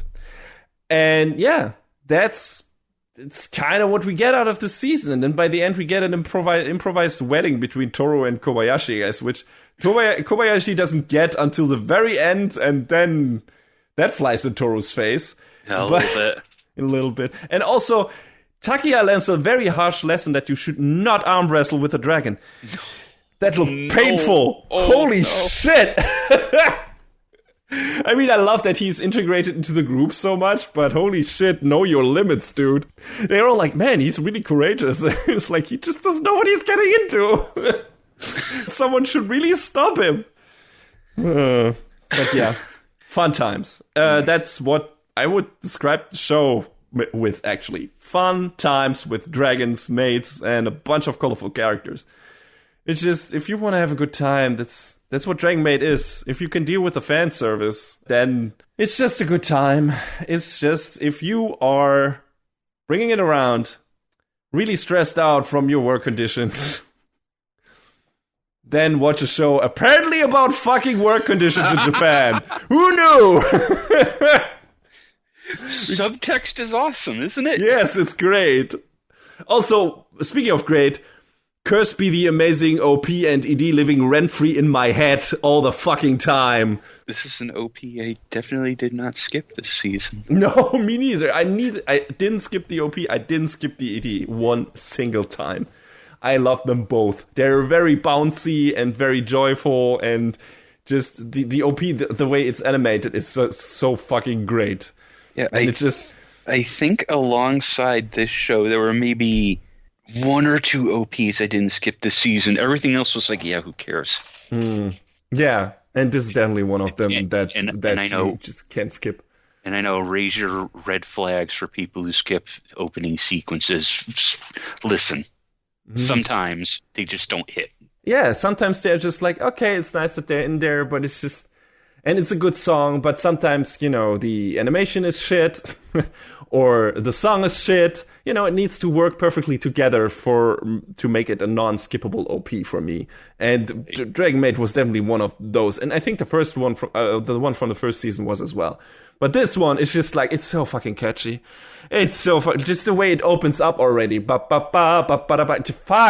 Jesus! Can't get it out of your head. It's such a fucking earworm, but in a good way. I love it. It's so fucking great. Don't skip this one. And don't skip this show. Don't skip this season. If you like the first season of Dragon Maid, watch it. Watch the second one. I mean, you probably already have, but yeah. Holy shit. It's just like, yeah, there's some parts in there that I didn't like, but I'm glad we're reviewing shows, because I had a lot in the beginning of this, I had a lot more of a negative attitude towards the whole thing, how the work thing is characterized. But us talking about it. I know you were kind of about that first episode. It was the first or second episode where Kobayashi had a certain change made. Yeah, we talked about that in the sneak peek, where fucking Ilulu turns her into a dude, and then Kobayashi's automatically, for some reason, turned on by her, while before that she wasn't, which is not how this works, Joe. Not at all. Someone needs to do a lesson in that. Anyway, but yeah, I could see past that. That was just a dumb little thing, and they don't, that is like 1/3 of. No, they didn't dwell on that at all. Like I said, they didn't dwell on the Ilulu being interested in Kobayashi sexually for too long. It was just like these first 2 episodes, I guess, at max, or and after that she directs her attention elsewhere. And I like that. I really like that they even went so far as have, that staged wedding where it's like, no, these Toru really, I mean, they make no qualms about that anyway, that Toru is like that girl that really, really, really wants to marry that other girl and also really wants to fuck that other girl. Like, fuck the ever-loving shit out of her. Holy crap. Man, Toru is so horny for Kobayashi. It's ridiculous. Every other episode, she's like, do you want to eat my fucking dragon tail meat? Want to have some of that meat? Huh? Get some tail. Mm-hmm. It's like, yes, we get it. Thank you. Yes. So it's really nice that the show also addressed that and didn't just beat around the bush in that regard. No, it's really straightforward when it comes to its messaging, when it comes to romantic interests in this show and who's into who. And I still can't figure out if Fafnir and Takia are kind of having this maybe slightly gayish thing going on, or if it's just like really good buddies. That's not 100% clear. Yeah, and it's fine that it's the way it is. I don't need any clear stance on all of the relationships in this show. It's totally fine the way it is. They can be either way. It's totally okay. And can be the bestest roommates there are, and also they can be secretly in love. I don't care. It's just they're two great characters, and it's fantastic either way. So, hey, if you don't have a beef with any of the stuff that I mentioned that might be slightly putting some people off, then just fucking go for the show, because you will have a good time, you will laugh a lot, you will just have a wide grin on your face a lot of times, and for a lot of times you will just feel fucking relaxed. You will just fucking sink into your sofa or into your seat and be like, God, good times. Life is good. Life is good. Sometimes it's really shit, but sometimes it's really good. And, Miss Kobayashi's Dragon Maid reminds you of the times where it's really good, mostly. So, if that is all you can take away from the show, I think that's also, that's enough. That's enough. That's a good enough thing. It's fine. And also, it's really well animated. Yeah. It's great production value. So, if you're into that, and I think you are, if you watch anime, then that's also a good reason to watch it. Like, I'll always pull up and at least glance at what KyoAni is working on, so... Mm-hmm. Yes. Same. I still feel bad for kind of dropping Free, but maybe I'll go back to that show again. But I really like the first 2 seasons of that. It's just, for some reason, because I didn't watch the movie, and then not the 3rd season didn't hit for me in the beginning, but I feel like, man, those shows just always look so good. I wish they would do more stuff that plays directly to me, like KyoAni doing a straightforward shonen show again, or something. I mean, hell, fuck, they did the 2nd season of Full Metal Panic, which looked amazing and was a fucking amazing season, was great. I wish they would do something like that again, but they are kind of like in this, they're kind of doing the thing in the moe corner there, and they haven't really left it, aside from, doing also moe for the girls, I guess. Doing it with boys, and it's kind of like, okay, at least they put some great character development in those shows, but I also would really like to see an action show, a pure action show from them, like where it's just fucking insane, and they can take as long as they want with producing, with drawing it and everything. Just fucking do it. I mean, there were parts in Violet Evergarden that were all action and looked really good, and I would just like to see them do just an action movie or something like that with the people that work there who are so talented. I just want to see the craziest fucking Sakuga explosion shit on screen done by KyoAni. I would really love that. But if I don't get that, that's also fine. I mean, Beyond the Boundary had some good action scenes in it. I've not seen that. I mean, I don't think it's... After watching some of their other stuff, I don't think it's probably... Like, production-wise, it's great. But I don't think it's close to being on the pedestal for one of my favorite shows that they produce now, with stuff like Sound Euphonium and Dragon Maid and Violet Evergarden, because those are probably my top 3, not even in any particular order. But how can I forget fucking Nichijou as well? God, Nichijou is such a wildly different style, but it's incredibly produced. But there's some commonalities. Look at the opening for Nichijou, and then look at this opening for this season of Dragon Maid. That's right. I did say that to you, didn't I? Yeah, it's really close. Like, at least the setup beginning. There are some people who definitely worked on that show that work on this show. That must be. It's really, it really feels like it. So yeah, just KyoAni does great stuff, and I'm happy that they're doing the work again after they have been struck by such a horrible tragedy. Yeah. And it's just good to see them in the saddle again and putting out something as amazing as the season of Dragon Maid, which I thought it was an amazing season. Some slight hiccups here and there, but overall I enjoyed all of this and I had a good time. And I usually don't go for more heavy character driven shows as much as I go for your standard action stuff, because that's just the shallow asshole I am. And so this is always when one of those shows just really hits for me, I stick with it. And Dragon Maid is one of those shows where it's just like, man, it's just throwing out the good feels. It's just coming out of the screen, just sucking them up and eating all them good vibes. It's one of those shows. And I loved it. I thought it was great. John, I think you feel the same. Oh yeah, most definitely. Mm-hmm. Where can people watch it? You can watch it. I apologize, but the dog's collar is very audible on mic. It's fine. You can watch it on Crunchyroll/Verve. It's also on Funimation, where I believe they've been dubbing it. And then depending on where you live, it's also available on Wakanim, Anime On Demand, and Anna Plus. Yes, and you should do that.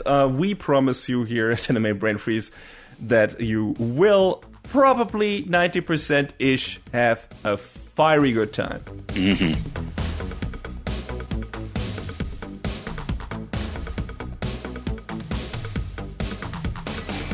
And that is a wrap on the 120th episode of Anime Brain Freeze. All the music in our show is from the Double Dragon Neon soundtrack by the amazing Jake Kaufman. Please go to virt.bandcamp.com and check out his awesome work. Our show is available on most of the popular podcast services, but it's always worth visiting animebrainfreeze.com for our review index and more. Leave us comments and questions on YouTube, follow us on Twitter at AnyBrainFreeze, or send an email to animebrainfreeze@gmail.com. We would love to read your feedback. Thanks for tuning in, we hope you had a good time, and please join us again on our next episode. Macht's gut! So long, everybody. Next time on Anime Brain Freeze. Lord of the Flies with superpowers and a buddy cop comedy, but with vampires?